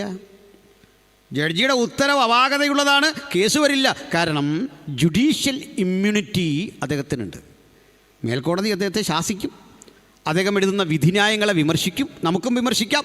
പക്ഷേ അതിൻ്റെ പേരിൽ ജഡ്ജിയുടെ പേര് കേസെടുക്കാൻ പറ്റില്ല. അപ്പം നിയമം ഉണ്ടാക്കുന്നവരുണ്ട്, സംരക്ഷിക്കേണ്ടവരുണ്ട്, വ്യാഖ്യാനിക്കേണ്ടവരുണ്ട്. അപ്പോൾ ഇതിനകത്ത് നിയമം പ്രബലമാകുന്ന ഇടത്തെ നിയമലംഘനത്തിന് പ്രസക്തിയുള്ളൂ. നിയമമില്ലാത്തയിടത്ത് നിയമലംഘനം ഇല്ല. അപ്പോൾ ഈ നിയമം തന്നവന് നിയമത്തെ അഴിക്കാൻ അധികാരമുണ്ട്. ഉണ്ടോ? ഉണ്ട്. നിയമം തന്നവൻ, അല്ലെങ്കിൽ നിയമദാതാവ് നിയമത്തിൻ്റെ കീഴിലാണെന്ന് വരും. ഏത് നിയമവും അഴിക്കാൻ നിയമദാതാവായ കർത്താവിന് അവകാശമുണ്ട്. ഏത് നിയമം അഴിക്കാൻ. ഒരിക്കലും അവൻ നിയമത്തിന് കീഴിലല്ല. ജനിച്ചത് ന്യായപ്രമാണത്തിന് കീഴില. നിയമത്തിന് കീഴുള്ളവരെ വിലയ്ക്ക് വാങ്ങാൻ നിയമം ചോദിച്ച പെനാൽറ്റി കൊടുത്തു കഴിഞ്ഞാൽ പിന്നെ ശിക്ഷിക്കാൻ പറ്റില്ല. നമ്മൾ വിശുദ്ധരാകുന്ന അങ്ങനെയാണ്. നമുക്ക് വേണ്ടി എന്ത് തെറ്റ് ചെയ്തു ആ തെറ്റിന് തക്ക പ്രായശ്ചിത്തം കൊടുത്തു കഴിഞ്ഞപ്പോൾ നമ്മൾ വിശുദ്ധരായി. അതിനൊരു ഉദാഹരണം പറയാം. മഹാനായ അലക്സാണ്ടർക്ക്, എൻ്റെ സ്നേഹിതൻ ബോവസ് ഇവിടെ ഉണ്ട്. അലക്സാണ്ടർ എന്ന് കേൾക്കുമ്പോഴേ പുള്ളിക്ക് എന്തോ വലിയൊരു ബുദ്ധിമുട്ടുള്ള ഒരാളാണ്. പോട്ടെ. മഹാനായ അലക്സാണ്ടർക്ക് ഒരു കുതിരയുണ്ടാകും. ആ കുതിരയുടെ പേര് ബ്യൂസിഫാലസ് എന്നായിരുന്നു. എങ്ങനെയാ? ആ പേരുള്ള ആരെങ്കിലും ഉണ്ടെങ്കിൽ ഒന്ന് കൈ ഉയർത്തിയാട്ട്. ഇന്ന് രാത്രി വിടുതലാ. ഇല്ലല്ലോ, ഇനി ഒത്തുപോയാൽ രക്ഷയില്ല. കൊണ്ട് പറഞ്ഞാൽ ചിലടത്ത് ചെന്ന് 80 പേര് ഇതെന്താന്ന് കേൾക്കാതങ്ങ് കൈ പോക്കുക. അതുകൊണ്ട് പറഞ്ഞ ബ്യൂസിഫാലസ്. ഈ ബ്യൂസിഫാലസ് ഒരു പെൺകുതിരയായിരുന്നു, അല്ലെങ്കിൽ യുദ്ധത്തിന് പെൺകുതിരയാണ് കൊണ്ടുവന്നത്. 2 ഇനം മാത്രം പെൺവർഗ്ഗങ്ങൾക്ക് ഡിമാൻഡുണ്ട് ചരിത്രത്തിൽ. ഒന്ന് കുതിരയും മറ്റൊന്ന് നായുമാണ്. മനസ്സിലായല്ലോ? പെൺപട്ടിക്കാണ് ഡിമാൻഡ്, ആൺപട്ടിക്കല്ല. പോലീസ് നായൊക്കെ പെണ്ണാണ്. മറ്റേ നായ്ക്ക് കഴിവില്ലാഞ്ഞിട്ടല്ല, പുള്ളി സ്ഥലത്തില്ല, മിനിസ്ട്രിയാണ്, ഫുൾ ടൈം ഹൗസ് വിസിറ്റിംഗ് ആണ്. ടൈം കിട്ടുന്നില്ല, അതുകൊണ്ടാണ്. മറ്റേ കക്ഷി വീട്ടിൽ കാണും, അതുകൊണ്ടാണ് പെൺനായ്ക്കൾക്ക് ഡിമാൻഡ്. പെൺകുതിരയും ഉണ്ട്. ഇങ്ങനെ ഞാൻ അങ്ങോട്ട് പോകുന്നില്ല, ഒത്തിരി വിശദീകരിക്കുന്നില്ല. ഈ പെൺകുതിര അലക്സാണ്ടർ ഇങ്ങനെ കൊണ്ടു നടക്കുക. ഈ കുതിര എല്ലാവരുടെ ഇണങ്ങുകയില്ല, ഒരാളോടോ 2 പേരോടൊക്കെ ഇടങ്ങുള്ളൂ. അതും അലക്സാണ്ടറുടെ കുതിരയാന്ന് നിർത്തുകൊള്ളണം. ഒരു യാത്ര യുദ്ധം കഴിഞ്ഞ് വരും വരവിൽ വിശ്രമിച്ചിട്ട് ഈ കുതിരപ്പുറത്തേക്ക് കയറും വഴിക്ക് കുതിര ഇടഞ്ഞു. കുതിര ഇടഞ്ഞിട്ട് അലക്സാണ്ടറെ കറക്കി ഒരു ഏറാണ്. അദ്ദേഹം ഇങ്ങനെ പറന്ന് വന്ന് കാൽ നിലത്തി ചവിട്ടി വെച്ച് വീഴാൻ തുടങ്ങുകയും ഒരു മനുഷ്യൻ ഓടിച്ചു വന്നു. ചെരിയാൻ തുടങ്ങിയ അലക്സാണ്ടറെ ഇനി താങ്ങിയെടുത്തു. അഗാധ കുഴിയിൽ പതിക്കേണ്ട ഇടത്ത് നിന്ന് ഇങ്ങോട്ട് മാറ്റി രക്ഷിച്ചിട്ട് ഇങ്ങോട്ട് കുതിച്ചു പാഞ്ഞു വരുന്ന ആ കുതിരയുടെ കടിഞ്ഞാണിൽ പിടിച്ചൊന്ന് വലിച്ചു. നല്ല പണിയറിയാവുന്ന കാരണവരായിരുന്നു. പിടിച്ചങ്ങോട്ട് കെട്ടി കുതിര അവിടെ നിന്നു. പുള്ളി ഒന്ന് വിശ്വസിച്ചു. ഈ കുതിരയൊന്ന് തഴുകി കുതിരയെ മര്യാദയ്ക്ക് അവിടെ നിന്നു. വേച്ച് വിറച്ച് നേരെ നിന്ന് അലക്സാണ്ടർ നോക്കുമ്പോഴുണ്ട് സൈന്യാധിപന്മാരെല്ലാം പല വഴിക്ക് ഓടുന്നു. ഭയങ്കരമാണ്. ഞാൻ ഹൈറേഞ്ചിലൊരിക്കൽ പ്രസംഗിക്കുമ്പോൾ ഈ കള്ള് ചെത്തിയിട്ടൊരു മനുഷ്യൻ നീളമുള്ളൊരു തേറും കൊണ്ടുവന്നൊരു ഒറ്റ വെട്ടാണ്. ഇങ്ങനെ നിൽക്കുക സ്റ്റേജിൽ. ഒരു വെട്ടും 2 തെറിയുമാണ്. തെറി എന്ന് പറഞ്ഞാൽ ഈ ആപ്പ തെറിയൊന്നുമല്ല, നല്ല സ്റ്റാൻഡേർഡ് തെറി, 24 കാരറ്റ് വരുന്ന സൈസ്. അതിനകത്തുകൂടി ഇങ്ങനെ എക്കോ അടിച്ച് കേട്ടുകൊണ്ടിരിക്കുക ആൾക്കാർ. ഒറ്റ വെട്ടിന് ഇതല്ല കൊണ്ടേ. അതാ ഞാനിതൊക്കെ വെക്കുന്നതിൻ്റെ പിന്നിൽ പോലെ ടെക്നിക്കുണ്ട്. മനസ്സിലായില്ലേ? ഞാൻ നോക്കുമ്പോൾ സകല റൈറ്റ് റവറണ്ടും സ്റ്റേജിൽ നിന്ന് ഓടി. വാക്യം വായിക്കുന്ന ഒരു പെങ്കൊച്ച ഓട്ടിപ്പുണ്ട്. ഇവർക്കറിയിക്കുക സുലേഖ എന്ന് പറഞ്ഞൊരു പെണ്ണ് പാടുന്ന വെച്ച ആ പാവ അവിടെ ഇരിപ്പുണ്ട്. അന്നാ എനിക്ക് മനസ്സിലായി ഈ റവറണ്ടെന്ന് വെച്ചിട്ടൊന്നും വലിയ കാര്യമൊന്നും ഇല്ലെന്ന്. മനസ്സിലായില്ലേ? റൈറ്റ് റവറണ്ട് ഇറങ്ങി ഓടുക. നമ്മളൊന്നും ഓടില്ല അങ്ങനെ. അതിന് കാര്യം വേറെയാണ്. പോട്ടെ. അപ്പോൾ അലക്സാണ്ടറെ ബ്യൂസിഫാലസ് എടുത്ത് എറിഞ്ഞ് ശാന്തമാക്കി. രക്ഷപ്പെട്ട അലക്സാണ്ടർ ഇങ്ങോട്ട് വന്നിട്ട് പറഞ്ഞു, ഓ ക്യാപ്റ്റൻ, നീ രക്ഷിച്ചത് എൻ്റെ പ്രാണനെയാണ്. നന്ദി. ഈ പ്രായമുള്ള റിട്ടയർഡാകാൻ കാത്തിരിക്കുന്ന ആ മനുഷ്യൻ പറഞ്ഞു, പ്രഭു, ഞാൻ ക്യാപ്റ്റനല്ല, ഒരു സാധാരണ പടയാളി. പ്രായവും പരിചയമൊക്കെ വെച്ച് നോക്കിയാൽ എനിക്കൊരിക്കലും ക്യാപ്റ്റനാകാൻ പറ്റില്ല. വിദ്യാഭ്യാസം ഇല്ല. എല്ലാം കൊണ്ട് ഏതാണ്ട് റിട്ടയറാകാൻ അടുത്ത് കാത്തിരിക്കുന്ന ഞാൻ ക്യാപ്റ്റനല്ല. അലക്സാണ്ടർ പറഞ്ഞു, നോ, നീയാണ് ക്യാപ്റ്റൻ.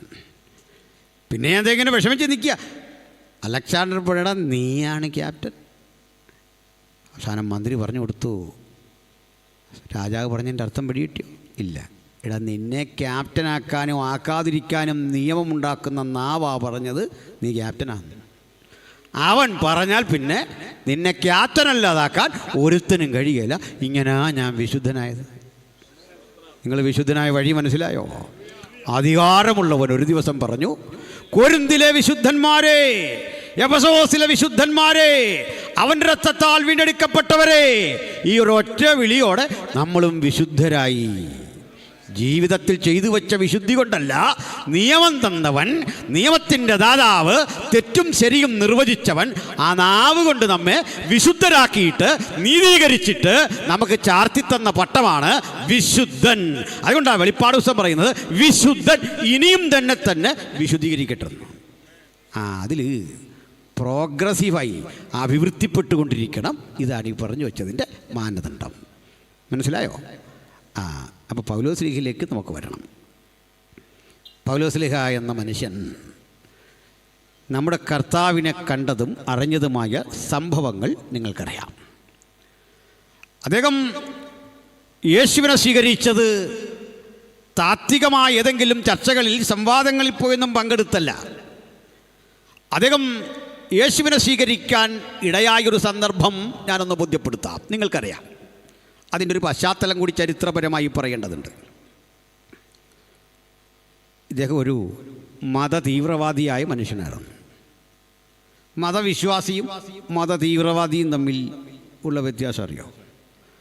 മതവിശ്വാസി എന്ന് പറഞ്ഞാൽ അദ്ദേഹത്തിൻ്റെ മതം ശരിയാണ് എന്ന് വിശ്വസിക്കുന്നു. മറ്റുള്ളവരൊക്കെ അത് വിശ്വസിച്ചാൽ കൊള്ളാം, വിശ്വസിച്ചില്ലെങ്കിലും പുള്ളിക്ക് പ്രശ്നമൊന്നുമില്ല. തീവ്രവാദി അങ്ങനല്ല. അവൻ വിശ്വസിക്കുന്നത് താൻ സേവിക്കുന്ന ദൈവത്തിന് ഏറ്റവും ഇഷ്ടം അന്യമതത്തിൽപ്പെട്ടവൻ്റെ ചോരയാണ്. അവൻ എന്തും ചെയ്യാൻ അവൻ മടിയില്ല. പറയുന്നത് സമാധാനത്തെപ്പറ്റിയാകും, കൊന്നോണ്ടാ പറയുന്ന സമാധാനം. ഈ പ്രസംഗിക്കുമ്പോഴും പാടുമ്പോഴും ചർച്ച ചെയ്യുമ്പോഴൊക്കെ പറയും ദൈവം മനസ്സല്യമുള്ളവനാണ്, സ്നേഹമുള്ളവനാണ്. പക്ഷേ ഇടയ്ക്കിടയ്ക്ക് ഓരോ പേർക്ക് ഇതാണ് തീവ്രവാദി.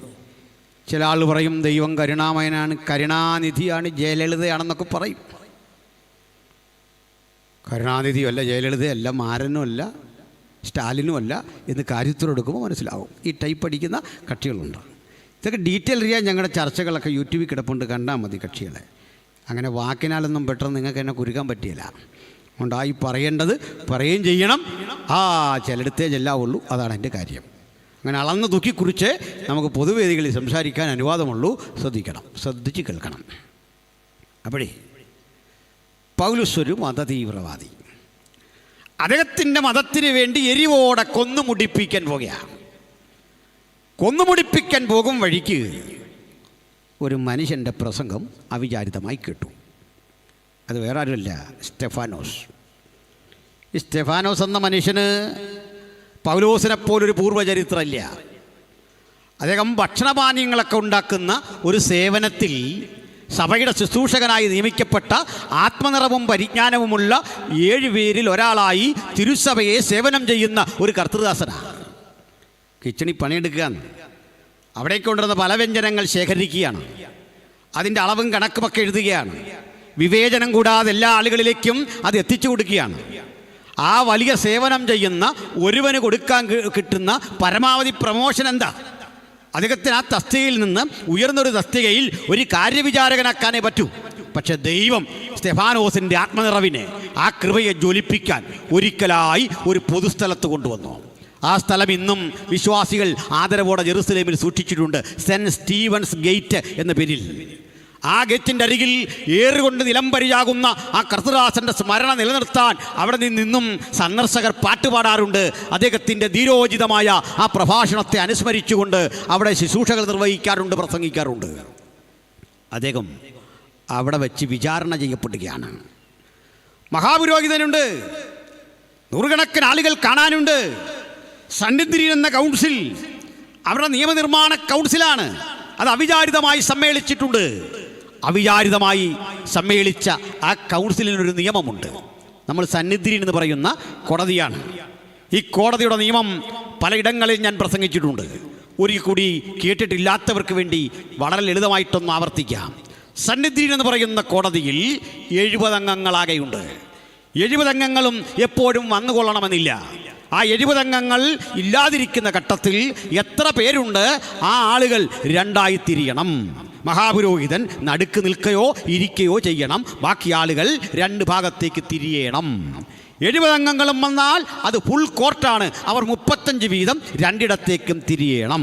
മഹാപുരോഹിതൻ ആരോപണബാധിതനായ ആ കുറ്റവാളിയെ കൊണ്ട് നടുവിൽ നിർത്തണം. മഹാപുരോഹിതൻ ആ കുറ്റപത്രം വായിച്ച ശേഷം കുറ്റം നിഷേധിക്കുന്നുവോ എന്ന് ചോദിക്കണം. നിഷേധിക്കുന്നു എന്ന് പറഞ്ഞാൽ മഹാപുരോഹിതൻ ആദ്യം തൻ്റെ ഇടത്തിരിക്കുന്നവരെ നോക്കണം.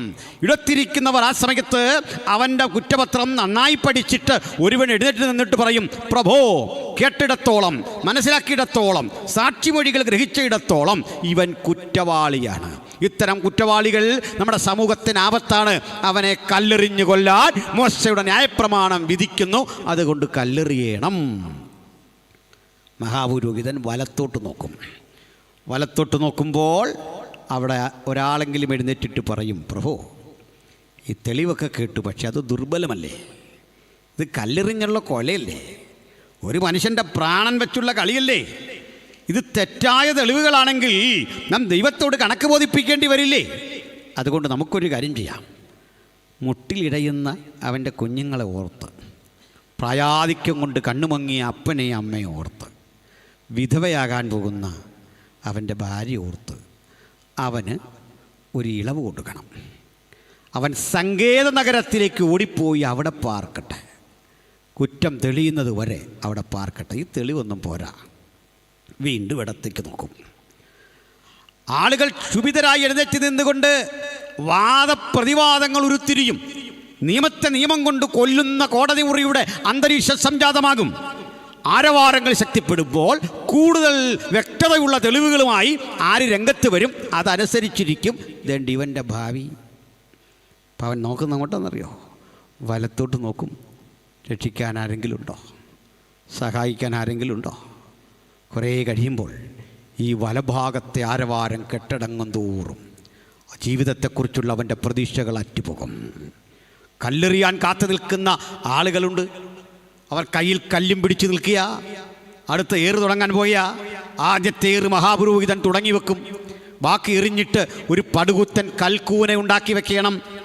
ഈ കൽക്കൂനക്കുള്ളിൽ നിന്ന് ശവശരീരം മറവ് ചെയ്യാൻ ആളുകൾക്ക് വരാം. ഇതാണ് നിയമം. ആ കൽക്കൂന എന്നാലും അവിടെ മാറ്റിയിട്ടേക്കണം, കളയാൻ പാടില്ല. വരും തലമുറ ചോദിക്കണം, എന്താ ഈ തിരുവോരത്തൊരു കൽക്കൂന? ഇപ്പോൾ പറഞ്ഞു കൊടുക്കണം, ഒരു മതദ്വേഷിയെ, ഒരു തെറ്റായ അധർമ്മം പ്രവർത്തിച്ചവനെ കൊന്നു കൊലവിളിച്ചതിൻ്റെ സ്മാരക സ്തംഭമാ ആ കാണുന്നത്.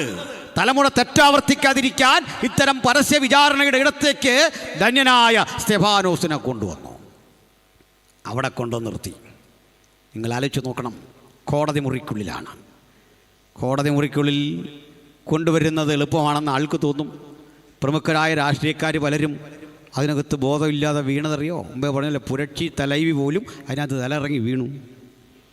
കേൾക്കുമ്പോൾ എളുപ്പം അതിനകത്ത് ചെന്ന് നിന്ന് നോക്കണം, പരിപാടി അറിയാം.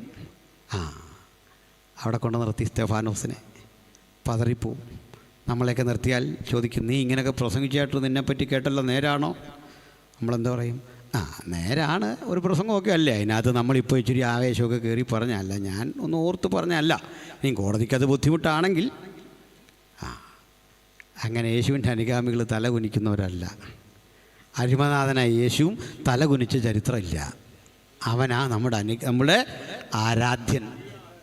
അല്ല, പൗലോസ് ദൈവമാക്കിയതല്ല, ആ വഴിക്കാണ് വരുന്നത്. ശ്രദ്ധിച്ച് പറയാം.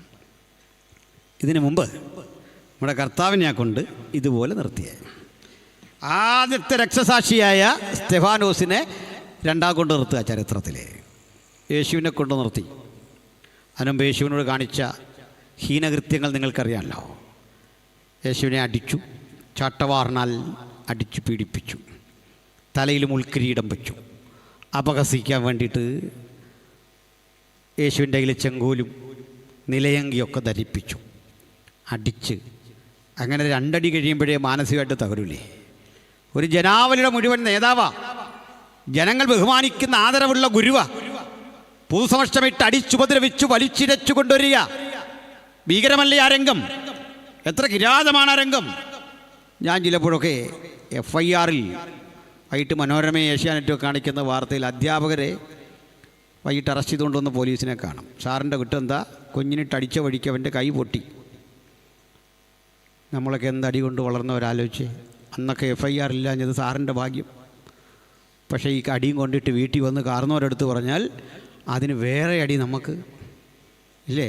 അന്നും ആരും കേസിന് പോവില്ല. മാഷിനോടുള്ള ബഹുമാനം അതാണ്. പക്ഷേ സാറ് കുഞ്ഞിനെ അടിച്ചത് ക്രൂരമാകാൻ പാടില്ലെങ്കിലും ആ മാഷിനെ മനോരമ പത്രത്തിൻ്റെ ഫ്രണ്ടിൽ വിലങ്ങും വെച്ച് പോകുന്ന കാണുന്നൊരു വിഷമം. അങ്ങനെയല്ല അതൊന്നും ശിക്ഷിക്കേണ്ടത്. കാലഹരണപ്പെട്ട പ്രാകൃത നിയമങ്ങളതൊക്കെ. കുട്ടിയെ തല്ലിയതിന് ശിക്ഷ കൊടുക്കാതെ ഇയാളെ ഇത്തിരി ആക്ഷേപിക്കണോ? ഒന്നും വേണ്ട. നമ്മുടെ നാട്ടിൽ നിയമത്തിൻ്റെ ചില പ്രശ്നങ്ങളായത്. നമ്മൾ കണ്ടു ഒരുത്തൻ മസ്കറ്റ് ഹോട്ടലിൽ നിന്ന് വെള്ളമടിച്ച് രാത്രി കാറും പാഞ്ഞെന്ന് ഒരു മാധ്യമപ്രവർത്തനം ഇടിച്ച് നിലത്തിട്ടു. അവൻ്റെ കാമുകയും കൂടെ അറസ്റ്റ് ചെയ്തു. രണ്ടുപേരെയും കൂടെ അറസ്റ്റ് ചെയ്തിട്ട് പിറ്റേന്ന് പത്രത്തിൽ വന്ന വാർത്ത പെൺസുഹൃത്ത്. സാധാരണക്കാരൻ്റെ കൂടെ ഒരു സ്ത്രീയെ കണ്ട എന്താ പേര് പറയുന്നത്? അവള് മഹാ തല്ലിപ്പുളി, അവള് മഹാ അഭിസാരിക. 100 പേരാണെങ്കിൽ ഇയാളുടെ കൂടെ വന്ന പെണ്ണിന് പേരിട്ടിരിക്കുന്നു പെൺസുഹൃത്ത്. മനസ്സിലായില്ലേ? അവസാനം പിടിച്ച് വെള്ളമടിച്ചവനെ പരിശോധിച്ചിട്ട് പറയുക ഓർമ്മക്കുറവാണെന്ന് പുള്ളിക്ക്. ആ പുള്ളിയാ കളക്ടർ. ആലോചിച്ച് നോക്കി, ഒരു ജില്ല ഭരിക്കുക ഓർമ്മക്കുറവുള്ളവൻ. മനസ്സിലാക്കിക്കോണം. ഇതാ നമ്മുടെ നാട്ടിലൊക്കെ നിയമം ഇല്ലാഞ്ഞിട്ടല്ല. എന്നാലും ചില രാജ്യങ്ങളിലൊന്നും പറ്റില്ല. ഒത്തിരി ഉണ്ട് എനിക്കിത് പറയാൻ. പോട്ടെ. ഈ നിങ്ങൾക്ക് അറിയാം, നമ്മൾ വായെടുത്താൽ അപ്പോഴേ അമേരിക്ക ഇസ്രയേലിനെ ആൾക്കാർ കുറ്റം പറയുന്നത്. 10 രൂപ കൈകൂലി കൊടുത്തിട്ടൊരു കാര്യം സാധിക്കാം അവിടെ? സാധിക്കാവോ? നടക്കില്ല. ജീവിതം പോക്കാ. നടക്കില്ല അവിടെ പരിപാടി. ഒന്ന് നുഴഞ്ഞു കയറാവോ അങ്ങോട്ട്? ഞാൻ അടുത്ത കാലത്ത് കോവളം വഴി കൺവെൻഷന് പോവാ. ഒരു 4-5 കൊല്ലം മുമ്പാണ്. അവിടെ ചെല്ലുമ്പോൾ ഉണ്ട് ഒരു വലിയ പ്രകടനം എതിരെ വരുന്നു. കയ്യിൽ ഈ പ്ലാക്കാർഡും ഒക്കെ പിടിച്ചു. എന്താ പ്രശ്നം എന്നറിയണ്ടേ? പാലസ്തീൻ ഐക്യദാർഢ്യ സമ്മേളനം, അതിൻ്റെ ജാഥയാണ്. അപ്പോൾ ഞാനവിടെ വണ്ടി തിരക്ക് കാരണം വണ്ടി സൈഡിൽ ഒതുക്കിയിട്ടിട്ട് ഭക്ഷണം കഴിക്കാനും അങ്ങ് നിർത്തി, ചായ കുടിക്കാമെന്ന് ഓർത്തു. അപ്പോൾ ഇവരും അവിടെ നിർത്തിയിട്ട് യോഗം തുടങ്ങും അവരുടെ. അപ്പോൾ ഞാനിവരോട് കുറേ പുസ്തകങ്ങളും ലഘുലേഖകളൊക്കെ വാങ്ങിച്ചു. അപ്പോൾ ഞാൻ ഇവരെന്ന് പരിചയപ്പെട്ടതിൻ്റെ ഭാഗമായിട്ട് ചോദിച്ചു, ഇതെന്താ പരിപാടി? സാറേ അറിഞ്ഞില്ലേ, പാലസ്തീനിൽ 100 കണക്കിന് കുഞ്ഞുങ്ങൾ വധിക്കപ്പെടുന്നു, പിഞ്ചോമനകൾ വധിക്കപ്പെടുന്നു, സ്ത്രീകളുടെ ആർത്തനാദം. ഇതെല്ലാം കേട്ട് ഞാൻ അതിന് പ്രശ്നം പറ, അതിനെതിരെ ഞങ്ങൾ ഒരു പ്രകടനം നയിക്കുകയെന്ന്. ഞാൻ പറഞ്ഞു പൂർണ്ണ പിന്തുണ. എൻ്റെ സമയമില്ലല്ലേ, ഞാനും നിങ്ങളുടെ കൂടെ കൂടിയന്നെ. എനിക്കിത്ര സമരങ്ങൾ വലിയ ഇഷ്ടമാണ്. കാരണം പ്രശ്നം നടക്കുന്നത് പാലസ്തീനിൽ, പ്രകടനം നടക്കുന്നത് കോവളത്ത്. കൊള്ളാം, തിരക്കേടില്ലാത്തൊരു കാര്യമാണ്. അവർക്കും ശല്യമില്ല, നമുക്കും ശല്യമില്ല, ആർക്കും ഒരു വിഷയമില്ല. എൻ്റെ എല്ലാ പിന്തുണയും ഈ പരിപാടിക്കുണ്ടെന്ന് പറഞ്ഞു. അങ്ങോട്ട് ചെല്ലണം ഈ പ്രകടനമായിട്ട്. പോസ്റ്റ്മോർട്ടം ചെയ്യാൻ ബാക്കി കാണുകയല്ല. ബാക്കിയില്ല. എന്താ നീ ധരിച്ചു വെച്ചിരിക്കുന്നത്? ബാക്കിയില്ല, ആവിയായിട്ട് പോകുന്നു. പരിശോധിക്കാനേ ഇൻക്വസ്റ്റ് തയ്യാറാക്കാൻ പോലും ബാക്കി കാണുകയില്ല. കത്തിക്കും. ആവി കത്തിക്കുകയല്ല, ആവിയായിട്ട് പോകുന്ന സാധനം. നമ്മളെ വിഷയമില്ലാത്തതുകൊണ്ട് ഞാൻ കടക്കണില്ല അങ്ങോട്ടൊന്നും. അപ്പോഴേ പറഞ്ഞു വെച്ചത് ഇതൊക്കെയാണ് നമ്മുടെ നാടിൻ്റെ പ്രശ്നങ്ങൾ. ഏതായാലും ഈ 2ആയിട്ട് ആളുകളെ തിരിച്ചു. അങ്ങനെ വേണം. പക്ഷേ തെവാനോസ് അങ്ങോട്ട് നിന്നു. യേശുവിനെ പണ്ട് നിർത്തിയ ആ കോടതി റിപ്പീറ്റ് ചെയ്യുക. യേശുവിനെ കൊണ്ട് അടിച്ച് ഭീകരമായ വിധത്തിൽ ആക്ഷേപിച്ച് അങ്ങോട്ട് നിർത്തി. പീലാത്തോസിനൊരാഗ്രഹമുണ്ട്, രക്ഷപ്പെട്ടുവാണെങ്കിൽ പോട്ടെ. പാവം. ആക്ച്വലി ഈ പീലാത്തോസ് നല്ല മദ്യപാനിയാണെന്നാണ് ചരിത്രം. പുള്ളി ക്രൂശിക്കാൻ ഉത്തരവിട്ടുന്നതിന് മുമ്പൊന്ന് കുടിച്ചു, അതിനുശേഷം വീണ്ടും കുടിക്കാൻ പോകാൻ തുടങ്ങുകയാണ്. റെഡി ആയിക്കോളാൻ പറഞ്ഞാൽ വന്നിരിക്കുന്നത്. അതൊക്കെ യേശുവിനെ ഇങ്ങനെ നോക്കിയിട്ട് പറഞ്ഞു, എന്തോ ഈ പ്രശ്നം എന്താ? ആളുകൾ പറഞ്ഞത് ഇവനാൾ ശരിയല്ല. അല്ല, അത് മനസ്സിലായി. പ്രശ്നം പറ. യേശുവിൻ്റെ പേരിലൊരു കുറ്റം പറയാനില്ലാതെ വരുമ്പോൾ ഒരുത്തൻ പറഞ്ഞു, ഇവൻ ഞങ്ങളുടെ ദേവാലയം പൊളിച്ചിട്ട് 3 നാൾ കൊണ്ട് പണിവെന്ന് പറഞ്ഞു. സാറേ അങ്ങനെ പറയാമോ? പിലാത്തോസ് പറഞ്ഞു കാണും, അതവൻ പൊളിച്ച് പണിത് തരാമെന്ന് പറഞ്ഞല്ലോ, നിങ്ങളാദ്യം പൊളിച്ചിട്. എൻ്റെ ഒരു സങ്കല്പമാണ്. മത്തായി ഒന്നും എഴുതിയിട്ടില്ല. നിങ്ങളൊന്ന് പൊളിച്ചിടും, പിന്നെ നമുക്ക് അപ്പോഴേ അവനങ്ങ് പിരിഞ്ഞു പോയിക്കോളൂ. അത് കഴിഞ്ഞ് രണ്ടാമതൊരുത്തം പറഞ്ഞു, ഇവൻ കൈസർക്ക് നികുതി കൊടുക്കരുത് എന്ന് പറഞ്ഞു എന്ന് പറയാൻ തുടങ്ങിയ വക്കീൽ പറയില്ല, അവിടെ നിൽക്കുക, അവത്തൊന്നും കാണിക്കില്ല, അവിടെ നിൽക്കുക. എന്താ ഇത്? എടാ, അവൻ കഴിഞ്ഞാഴ്ച നികുതി അടച്ചു. പത്രോസിനും അവനും വേണ്ടി ചതുർദ്രഹ്മ പണം രസീതിരിപ്പുണ്ട്, എടുത്തുകൊണ്ട് വരും. കോട്ടലക്ഷ്യ പ്രശ്നം മാറും. അവിടെ വെക്കാൻ മാറ്റ്. അത് കേൾക്കുന്നില്ല. സാനം ആരോ പറഞ്ഞു കൊടുത്തു, ഈ പുള്ളി പ്രസംഗിച്ചു, ഞാൻ രാജാവാണ്. അത് ചില്ലറ കളിയല്ല, അത് വിഷയമാണ്. എന്നാന്ന് ചോദിക്കാം, നീ രാജാവാണോ? ചോദ്യം. 40 ചാട്ടയടി കൊണ്ട് തീർത്ത പാടുകളിൽ നിന്ന് രക്തമൊഴുകി തലമേൽ മുൾക്കിരീടം വെച്ച് അപഹാസ്യനാക്കി നിർത്തിയ മനുഷ്യനോട് ചോദിക്കുക, നീ രാജാവാണോ? രക്ഷപ്പെടാനുള്ള വഴിയാ പറഞ്ഞ്. അല്ലെന്നൊരു വാക്ക് പറഞ്ഞാൽ ഇപ്പോൾ രക്ഷയാ. പക്ഷെ അല്ലെന്നൊരു വാക്ക് അവൻ പറഞ്ഞാൽ ഇന്ന് ഈ കൺവെൻഷൻ ഇവിടെ ഇല്ല, നമ്മളാരും ഇവിടെ ഇല്ല. ചരിത്രത്തിൽ ക്രിസ്ത്യാനിറ്റി ഇല്ല. ക്രിസ്ത്യാനിറ്റിയുടെ ഭാവിയുടെ ഭാഗതയും ഒരു കോടതി മുറിക്കുള്ളിൽ ചർച്ച ചെയ്യുന്നിടത്ത് പിലാത്തോസിനെ നടുവിലേക്ക് നിർത്തിയിട്ട്, യേശുവിനെ നടുവിലേക്ക് നിർത്തിയിട്ട് റോമൻ ഭരണാധികാരിയുടെ ചങ്കിൽ കുത്തുന്നൊരു ചോദ്യം ഉച്ചത്തിൽ മറുപടി പറയണം. എന്താ ചോദ്യം എന്നറിയണ്ടേ? അഹൈ മീ ബെസേലിയൂസ് യേശൂസ് നാസറിൻ. എന്താ മനസ്സിലായി? അയാൾ ചോദിച്ച ഭാഷയിൽ ഞാൻ പറഞ്ഞതേ ഉള്ളൂ. അഹൈ മീ ബെസേലിയൂസ് യേശൂസ് നസ്രായിൻ. ബെസേലിയോസ് എന്നൊക്കെ കേട്ടിട്ടുണ്ടല്ലേ? രാജാവെന്നർത്ഥം. നീ രാജാവ് തന്നെയോ? അവിടെ നമ്മളാണ് എന്ത് പറയണേ? ഒരു സ്ട്രാറ്റജി പ്രയോഗിക്കും. അച്ഛാ ഞാൻ ഈ രാജാവാണെന്നൊക്കെ ഞാൻ പറഞ്ഞിട്ടുണ്ട്, പക്ഷേ അച്ഛൻ ഉദ്ദേശിച്ച പോലെ അല്ല. രാജാവെന്നൊക്കെ പറഞ്ഞാൽ എത്രയോ അർത്ഥമുണ്ട് അച്ഛാ. മൂലഭാഷയെ രാജാവെന്ന് പറഞ്ഞാൽ എത്രയോ കാര്യങ്ങൾ അതിനുണ്ട്. ഞാൻ പറയാം, അച്ഛാ ശാന്തനായിട്ട് കേൾക്ക്. അച്ഛൻ തന്നെയാണ് രാജാവ്. ആ മുഖത്തെ സ്ത്രീ കണ്ടാൽ പറയുമല്ലോ, അച്ഛനെ പോലൊരു രാജാവില്ല. പീലാത്തോസ് പറയും, സന്തോഷമായിട്ട് പോക്കോ, നിനക്കിവിടെ ഒരു ആപത്തും വരില്ല. ഇനിയും വല്ലവനും കേസും കൊണ്ട് വന്നാൽ മേടിച്ച് കിട്ടുമെന്ന് പറഞ്ഞാലേ വിടും. ഇത്രയും നല്ലൊരു ചാൻസ് യേശുവിൻ്റെ മുമ്പിൽ കിട്ടി. യേശു പറഞ്ഞെങ്കിൽ കേൾക്കണോ? ഏയ് മീ പീലാത്തോസ്, ഞാനാകുന്നു പീലാത്തോസേ. എൻ്റെ അർത്ഥം എന്താണെന്നറിയോ? ആഴ്ചകൾക്കപ്പുറത്ത് 5 അപ്പവും 2 മീനും വിതരണം ചെയ്യുന്ന ഘട്ടത്തിൽ നാട്ടുകാരൻ ലോക്കൽ പിടിച്ച് രാജാവാക്കാൻ വന്നോ പറഞ്ഞു, ഈ കിരീടമൊക്കെ കൊണ്ടുപോകും, ഇതൊക്കെ ചുമ്മാ എന്നെ ചുമ്മാ ഇങ്ങനൊന്നും പുകഴ്ത്തരുത്. കോടതി രാജാവാണോന്ന് ചോദിച്ചാൽ പറയാ ഞാൻ ആ രാജാവെന്ന്. അങ്ങനെ ലോക്കലാക്കാൻ വന്നപ്പോൾ വേണ്ടെന്ന് പറഞ്ഞവൻ കോടതിക്കകത്തുനിന്ന് ചങ്കുറപ്പോടെ വിളിച്ചു പറഞ്ഞു, ഞാൻ രാജാവാണ്. അതാണ് ക്രിസ്ത്യാനിത്വത്തിൻ്റെ വൈഭവം. കാര്യത്തെടുക്കുമ്പോൾ അതിൻ്റെ ശക്തി ചൈതന്യങ്ങൾ വെളിപ്പെട്ട് വരുന്നത്. ക്രിസ്തുവിന് വേണ്ടി നിവരെ നിൽക്കാൻ കരുത്തുള്ളൊരു ജനാവലിയുടെ ആവിർഭാവം ഇന്ന് രാത്രിയോടെ ഉണ്ടാകട്ടെ. അതാണ് ഞങ്ങളുടെ പ്രതീക്ഷ. ആവേശം ഉൾക്കൊണ്ട സ്തെഫാനോസ് യേശുവിന് വേണ്ടി ഇറങ്ങിത്തിരിച്ചപ്പോൾ ആദ്യം കിട്ടിയ ജോലി കഞ്ഞിയും കറിയൊക്കെ വെക്കാനാ. മനസ്സിലായോ? കഞ്ഞിയും കറിയൊക്കെ വെക്കാൻ, ഭക്ഷണം ഉണ്ടാക്കാൻ. മടിച്ചോ? മടിച്ചില്ല. അതിനകത്തൊന്നും വിഷമം തോന്നിയില്ല, ഒരു പ്രയാസവും തോന്നിയില്ല. അന്തസ്സോടെ ആ ജോലി ഏറ്റെടുത്തപ്പോൾ തമ്പുരാൻ ഒരു ദിവസം കൊണ്ടുവന്ന് പൊതുവിൽ നിർത്തി. ഒത്തിരി ഒന്നും പുള്ളി പ്രസംഗിച്ചില്ല, രേഖാമൂലം ഒരൊറ്റ പ്രസംഗം. ഞങ്ങളൊക്കെ എത്ര ആയിരക്കണക്കിന് പ്രസംഗമാണ്, പക്ഷേ ഇങ്ങനെ ഒരൊറ്റ പ്രസംഗം. അങ്ങ് പഴയ നിയമത്തിൽ തുടങ്ങി പുതിയ നിയമത്തിൽ കയറി ക്രൂശീകരണം കൊണ്ട് പറഞ്ഞിട്ട് വ്യക്തതയോടിഞ്ഞോട്ട് വന്നിട്ട് പറയുക, നിങ്ങൾ ക്രൂശിച്ചു കൊന്ന യേശുവിനെ ദൈവം ഉയർപ്പിച്ചു എന്നതിന് ഞങ്ങൾ സാക്ഷികൾ. നിങ്ങൾ ക്രൂശിച്ചു കൊന്നു അവനെ, പിതാക്കന്മാരുടെ ദൈവം അവനെ ഉയർപ്പിച്ചു. അവൻ ആയിരങ്ങൾക്ക് പ്രത്യക്ഷനായി ഇന്നും ജീവിച്ചിരിക്കുന്നു. ഇതാ പ്രസംഗിച്ചേ. അവിടെ വലത്ത് ഭാഗത്തുനിന്ന് ആരെങ്കിലും രക്ഷിക്കാൻ വരുന്നോന്നൊന്നും പുരോഹിതൻ നോക്കിയില്ല. പുരോഹിതൻ പറഞ്ഞു, നീ ഒരാളിവിടെ മിണ്ടരുത്. എന്താ കാര്യം?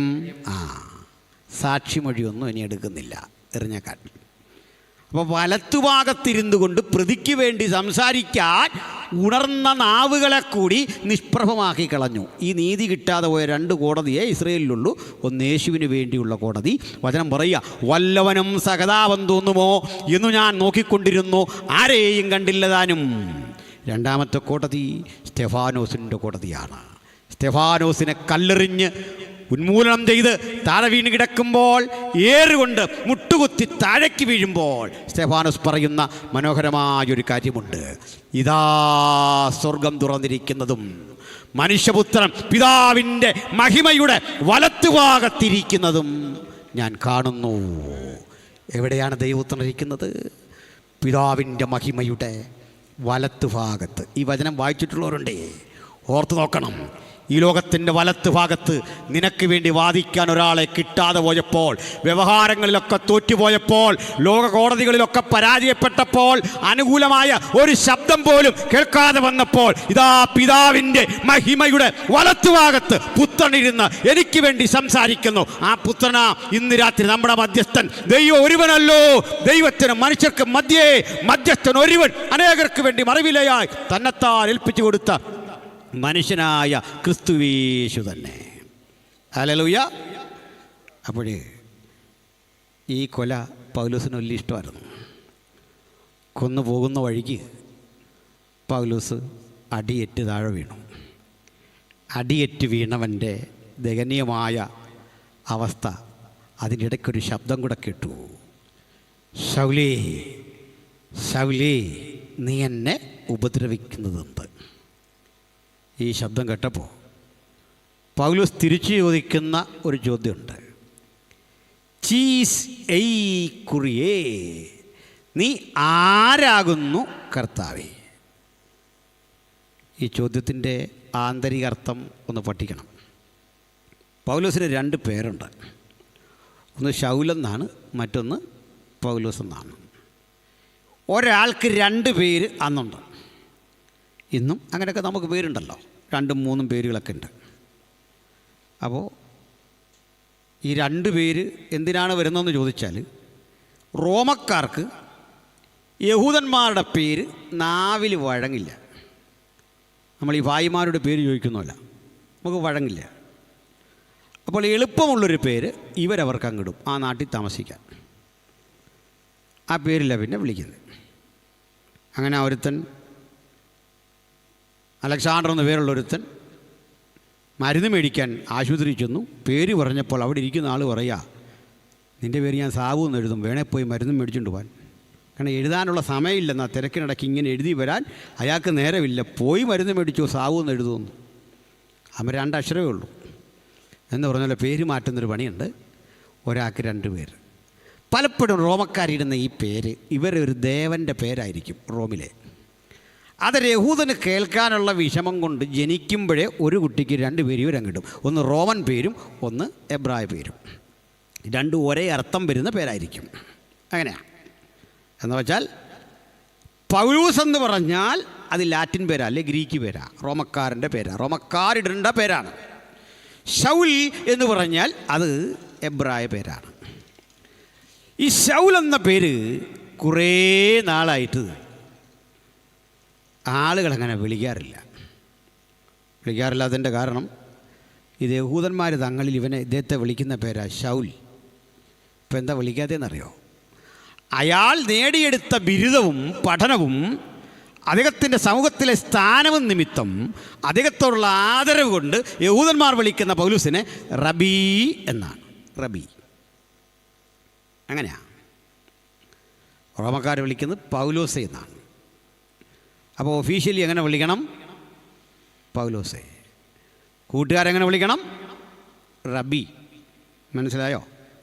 ഇല്ല, ഞങ്ങൾക്ക് മനസ്സിലായില്ല. ഞാൻ പറഞ്ഞുതരാം. അത് ഈ കല്യാണം കഴിപ്പിക്കുമ്പോൾ നമ്മൾ ഈ പിള്ളേരെ നിർത്തിയിട്ട് പറയുമല്ലോ, എറണാകുളം ജില്ലയിൽ കുന്നത്തുനാട് താലൂക്കിൽ മഴുവണ്ണൂർ വില്ലേജിൽ പ്ലാങ്കൂട്ടത്തിൽ വീട്ടിൽ കുറിയാക്കോസ് മകൻ എൽദോസ് എന്ന ഈ യുവാവും എണ്ണീക്കരുത്, ഇതൊരവസരമാണെന്ന് കരുതി. എനിക്കറിയാം പരിപാടിയൊക്കെ കുറേ നേരമായിട്ട് ചില പുള്ളികളിങ്ങനെ ആഗ്രഹിച്ചിരിപ്പുണ്ട്. ആ മുഖഷേപ്പ് കണ്ടപ്പോഴേക്കും മനസ്സിലായി എൽദോസ് അവിടെ ഇരി. ഇങ്ങനെയാണ് കല്യാണത്തിന് വിളിക്കുന്നത്. കല്യാണമെല്ലാം കഴിഞ്ഞ് പെണ്ണ് പിറ്റേന്ന് നീ ഇതുപോലെയാണോ വിളിച്ച് ചായ കൊടുക്കുന്നത്? എറണാകുളം ജില്ലയിൽ കുന്നത്താട് താലൂക്കിൽ എന്നാൽ ഒരു ചായ എന്ന് പറയുമോ? അങ്ങനെ ആ കൊച്ചു പറഞ്ഞാൽ അന്നേ അവൾ ഉപേക്ഷിക്കാൻ വ്യവസ്ഥയില്ല. കാരണം അവൾ ശരിയല്ല, പിരിയുണ്ടതാ. അപ്പോൾ ഒഫീഷ്യൽ പേര് വിളിക്കുന്നപ്പോഴാ അതിൻ്റെ ആവശ്യത്തിനാ. പൗലോസേന്ന് വിളിച്ചാൽ ഒഫീഷ്യൽ, ശൗലീന്ന് വിളിച്ചാൽ കൂട്ടുകാർ. നിങ്ങളെന്നെ പാസ്റ്റർ എന്നല്ല വിളിക്കുക. ഇപ്പോൾ ഒരു 8-10 പേര് എന്നെ അനിൽ തന്നെ വിളിക്കുന്നവർ കൂടെ ഉണ്ട്. ആ വിളിക്കൊരു ബുദ്ധിമുട്ടില്ല, കേൾക്കാനൊരു പ്രയാസമില്ല. അത് വാത്സല്യത്തിൻ്റെ കൂടി വിളിയാ. അങ്ങനെയാ. ഞാൻ മണക്കാലായിൽ ക്ലാസ് എടുക്കാനായിട്ട് വന്നു. അപ്പോൾ എന്നെ ഇങ്ങനെ ആദരവോടെ സ്വീകരിച്ചപ്പോൾ എന്നോട് ഒരാൾ ഡോ ഇല്ലേ വാന്ന് പറഞ്ഞു. എന്തിനാ അങ്ങോട്ട് വന്നേ ചോദിച്ചപ്പോൾ എൻ്റെ സാറുണ്ട് അവിടെ. സാറെപ്പോഴും ഇടാന്നേ വിളിക്കുള്ളൂ. ആ വിളിയുടെ മാധുര്യം എങ്ങനെ, അതിൻ്റെ പ്രത്യേകത എങ്ങനെ അവർക്ക് വിളിക്കാം. നാൾക്ക് ശേഷം പൗലോസിനെ ഒരുത്തം വിളിക്കുക, ശൗലേ. പൗലോസിന് മനസ്സിലായി, പരിചയമുണ്ടല്ലോ ഈ ശബ്ദം. ലോകമൊക്കെ ബഹുമാനിക്കുന്ന എന്നെ കയറി ശൗലേ എന്ന് വിളിക്കണമെങ്കിൽ ഒന്ന് പരിചയമുണ്ട്, രണ്ട് യഹൂദാ സംസ്കാരത്തിൻ്റെ പശ്ചാത്തലം അറിയാം, എന്നെപ്പറ്റി അറിയാം. അതുകൊണ്ട് സാധാരണ യഹൂദൻ എന്നെ കയറി ശൗലേ എന്ന് വിളിക്കാറില്ല, റബി എന്നാണ് വിളിക്കുന്നത്, അല്ലെങ്കിൽ പൗലോസ് എന്ന് വിളിക്കണം ആദരവോടെ. ഇത് രണ്ടുമല്ലാത്തൊരു വിളി ശൗലേ. അങ്ങനെയെങ്കിൽ തിരിച്ചൊരു വിളി റബേ, അദോനായി. അങ്ങാരാ, എനിക്കറിയാത്ത അങ്ങാരാ ഒന്ന് പറയണേ. മറുപടി എത്ര ലളിത, വളരെ സിമ്പിളാണ്. അത് കേൾക്കണ്ട. സിമ്പിളെന്ന് പറഞ്ഞാലേ, ഈ ചില ആളുകൾ യേശുവിനെ അവതരിപ്പിക്കുന്ന കേട്ടാൽ ആർക്കും ഒന്നും മനസ്സിലാവില്ല. യേശുവിനെ സിമ്പിളായിട്ട് അവതരിപ്പിക്കണം, വിഷയങ്ങൾ ഗഹനമാണ്, സിമ്പിളായിട്ട് അവതരിപ്പിക്കണമെന്ന് ചിലർക്കതറിയില്ല, ചില അതിന് തയ്യാറാവില്ല. ഒന്നുകൂടി പറഞ്ഞാൽ, എന്നെ വിളിച്ചുകൊണ്ട് ഒരാൾ ഒരു പരസ്യത്തിന് പോയിട്ട് പറഞ്ഞു, എന്നോട് ആ സംഘാടകൻ പറഞ്ഞു, മോനെ ഇവിടെ ഒരു പയ്യനുണ്ട്, സൂപ്പറായിട്ട് പ്രസംഗിക്കും, അല്ല ഇതാന്ന് കേൾക്കാൻ പറഞ്ഞു. 10 മിനിറ്റ് കൊടുക്കുന്നതിന് കുഴപ്പമില്ല. ഞാൻ പറഞ്ഞു പരസ്യമല്ല, 20 മിനിറ്റ് കൊടുക്കാൻ പറഞ്ഞു. പുള്ളി എവിടെ നിന്ന് യേശുവിനെ കുറിച്ച് പറഞ്ഞ ഒരു പ്രയോഗം ഞാൻ നിങ്ങളോട് പറയാം. വിണ്ടലം വിട്ട് ഭൂമണ്ഡലത്തിലേക്ക് വന്ന അണ്ടർഗോനായ വണ്ടർഫുൾ എന്ന അപരാഭിധാനമുള്ള ധന്യനായ ഏകാധിപതിയും. അല്പേരം കഴിഞ്ഞപ്പോൾ സോഡ ഒന്ന് കുടിച്ചു. ഇതെല്ലാം കഴിഞ്ഞപ്പോൾ ഞാൻ ചോദിച്ചു, മനസ്സിലായില്ല എന്തുവാ ഇത് ആച്ചാ സംസ്കൃതമാണെന്ന് പറഞ്ഞു. ഞാൻ സംസ്കൃതമാണ് ഈ വണ്ടർഫുൾ എന്നൊക്കെ ഉള്ളൊരു കാര്യം, അത് ഞാൻ പിന്നെ പറയാമെന്ന്. ഇപ്പോഴും നമ്മൾ ആ വഴിക്ക് എന്നാൽ പുള്ളി പറയും കാണണേ, കാണാനൊന്നും അല്ല പോവാ, മനസ്സിലാവില്ല ഇതാരാന്ന്, എന്താണെന്ന് വെടിയിട്ടില്ല. യേശു ആരാ? ആ യേശു സിമ്പിളായിട്ട് പറയാ, നീ ഉപദ്രവിക്കുന്ന യേശു, നസറായനെന്ന് പോലും ഇല്ല. എന്താ ഇത്തിരി വിശദീകരണം ഇല്ലാത്ത? പൗലൂസിനെപ്പോലൊരു പണ്ഡിതൻ്റെ അടുത്ത് പരിചയപ്പെടുത്തുമ്പോൾ അതിനകത്ത് ചില സംഭവങ്ങൾ വേണ്ടേ? അങ്ങനെ വേണ്ടേ? പൗലോസെ ഞാൻ ആരാണെന്ന് പറഞ്ഞു തരാം, എന്നിട്ട് ഉൽപ്പത്തി മുതലെടുക്കണം, സ്ത്രീയുടെ സന്തതി അവിടെ മുതൽ ഇങ്ങോട്ടെടുത്ത് കാര്യകാരണങ്ങൾ സഹിതം നിരത്തി ബോധ്യപ്പെടുത്തേണ്ടതിന് പകരം പറയണേ, നീ ഉപദ്രവിക്കുന്ന യേശു. സിമ്പിളാക്കേണ്ട കാര്യം അറിയോ? തിയറി കുറവാണ്, കാരണം പ്രാക്ടിക്കലി കിട്ടിയിട്ട് നിൽക്കുക, കണ്ണിന് കാഴ്ചയില്ല. അതുകൊണ്ടാണ് പൗലോസ് പിന്നെ എക്സ്പ്ലനേഷൻ ചോദിച്ചില്ല. മുമ്പ് പറഞ്ഞ പോലീസിൻ്റെ ഉദാഹരണം തന്നെ എടുക്കാം. സമരം ചെയ്യുന്ന പിള്ളേരെ പോലീസ് അടിച്ച് ഇതുവഴി ഇങ്ങനെ ബ്ലഡ് ഒലിച്ച് കണ്ണും കാണാതിരിക്കുമ്പോൾ ചോദിക്കുമോ, ഇതൊക്കെയുള്ള സാറിൻ്റെ പേരെന്നാ, എവിടെയാണ് വീട്, ഏത് കൊണ്ടാണ് സർവീസിൽ കയറിയേ ചോദിക്കുമോ? നേരമില്ല, ഓടും അപ്പോഴേ. കാരണം എന്താ? അടി എത്ര, പൗലോസിനോടൊരു അടി, കണ്ണങ്ങ് പോയി, കാഴ്ച നശിച്ചു. ഇങ്ങനെ തപ്പുക, ആ കിടക്കുന്ന കിടപ്പിൽ നീ ഉപദ്രവിക്കുന്ന യേശു ഞാനാ. പക്ഷെ അടിയേറ്റ് കിടക്കുന്നവനൊരു കാര്യം പറയും, ഇത്രയും പ്രായത്തിനിടയ്ക്ക് ജീവിതത്തിൽ ഏറ്റവും സന്തോഷിച്ചത് ആ അടി കിട്ടിയിട്ടാന്നാ. സുഖമുള്ളൊരടിക്ക് ശേഷം അപ്പൻ തല്ലുന്ന കുഞ്ഞുങ്ങളില്ലേ, ആ തിണുത്ത പാടിലേക്ക് അപ്പനൊന്ന് വിരലോടിക്കുമ്പോൾ കുഞ്ഞിന് കിട്ടുന്ന സംതൃപ്തിയുടെ സുഖം നീണ്ട 3 ദിവസങ്ങൾ പൗലോസ് ആസ്വദിച്ചു. ഇതാ രക്ഷയുടെ സന്തോഷം. അങ്ങനെ തല്ലി അങ്ങ് തന്നെ എന്നെ ആശ്വസിപ്പിക്കുന്നു, ആ കരം കൊണ്ടെന്നെ തഴുകുന്നു. സുഖകരമായ ആ നിർവൃതിയുടെ 3 ദിനരാത്രങ്ങൾ പിന്നിട്ടപ്പോൾ ദാ പേരും പെരുമയുമില്ലാത്ത ഒരനന്യാസ് അവിടേക്ക് വരുന്നു. നമ്മളിതിന് മുമ്പും ബിംബുവൊന്നും ഈ മനുഷ്യനെ കണ്ടിട്ടില്ല. സുവിശേഷകൻ അനന്യാസ്. മറ്റൊരു തല്ലിപ്പുളി അനന്യാസുണ്ട്, പൈസ അടിച്ചു മാറ്റിയവൻ. എന്ത് കൂട്ടെ, അതല്ല. ഈ അനന്യാസ് വന്നിട്ട് വിളിക്കുന്ന വിളി റബി എന്നല്ല, സഹോദര ശൗലി കാഴ്ച പ്രാപിക്കുക. അപ്പോഴേ കാഴ്ച പ്രാപിച്ചു. കണ്ണിൽ പാട കെട്ടിയൊരനുഭവം മാറിയിട്ട് അവൻ ലോകത്തെ കാണാൻ തുടങ്ങി.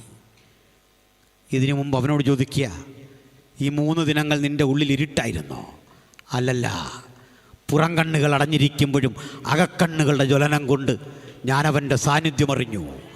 അകക്കണ്ണുകൊണ്ട് യേശുവിനെ അറിഞ്ഞവന് തിരിച്ചു പോകാനാവില്ല. 100 കാരണങ്ങൾ ഉൾപ്പെട്ടിരിക്കുന്ന ഇടത്തു നിന്ന്, സഹോദരഗണങ്ങളിൽ നിന്ന്, സഭയിൽ നിന്ന്, സമൂഹത്തിൽ നിന്ന്, കുടുംബത്തിൽ നിന്ന് ഉരുത്തിരിയുമ്പോഴും ഭക്തനൊരു കാര്യമറിയാ, ഞാൻ യഹോവ നല്ലവൻ എന്ന് രുചിച്ചറിഞ്ഞു അവനെ ശരണം പ്രാപിക്കൊണ്ട് മടങ്ങിപ്പോകാൻ ഇടവരാത്ത വിധത്തിൽ സ്നേഹത്തിൻ്റെ ചങ്ങലക്കെട്ടിലാണ് ഞാൻ ബന്ധിക്കപ്പെട്ടിരിക്കുന്നത്. ഹല്ലേലൂയ. അന്ന് മുതലേ ഈ ചോദ്യത്തിൻ്റെ ഉത്തരം പൗലൂസിനെ കൊണ്ട് തന്നെ പറയിപ്പിക്കണം ദൈവത്തിന് വലിയ ആഗ്രഹം. മനസ്സിലായോ? നീ ആരാകുന്നു ക്രിസ്തു എന്ന് ചോദിച്ചില്ലേ? ആ ചോദ്യത്തിനൊരു ആൻസർ വേണം. ആ ആൻസർ പറയാൻ പറ്റിയ ആളും നീയാണ് മകനേയും തമ്പുരാൻ കണ്ടു. അതുകൊണ്ടേ പൗലോസ് എഴുതിയ 14 ലേഖനങ്ങളും ഞാൻ പറയും കൊരിന്ത്യർക്കല്ല, എഫെസോസുകാർക്കല്ല, തിമത്യോസിന് വന്നല്ല പ്രയോജനപ്പെട്ടത്. പൗലോസിൻ്റെ പഴയ ചോദ്യമാണ്, നീ ആരാ? അതിൻ്റെ ഉത്തരമാ 14 ലേഖനം എഴുതിയിട്ട് പറയുക.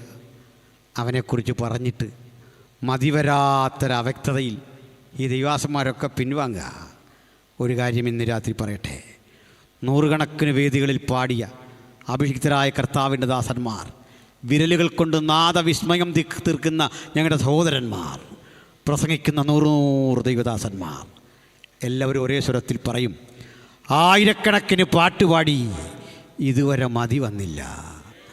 1000കണക്കിനിടത്ത് അങ്ങയെക്കുറിച്ച് പ്രസംഗിച്ചു, മതി വരുന്നില്ല. നീ ആരാകുന്നു കർത്താവേ എന്ന് 1000ങ്ങളോട് പാടിയിട്ടും പ്രസംഗിച്ചിട്ടും ഇന്നും മതി വരുന്നില്ല.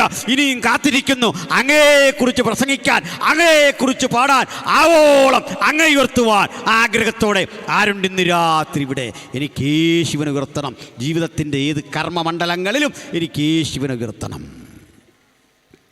ഈ യാത്രക്കൊടുവിൽ പൗലോസ് ശ്ലീഹ വ്യക്തമായി യേശുവിൻ്റെ ദൈവത്വം വിശദീകരിച്ചു.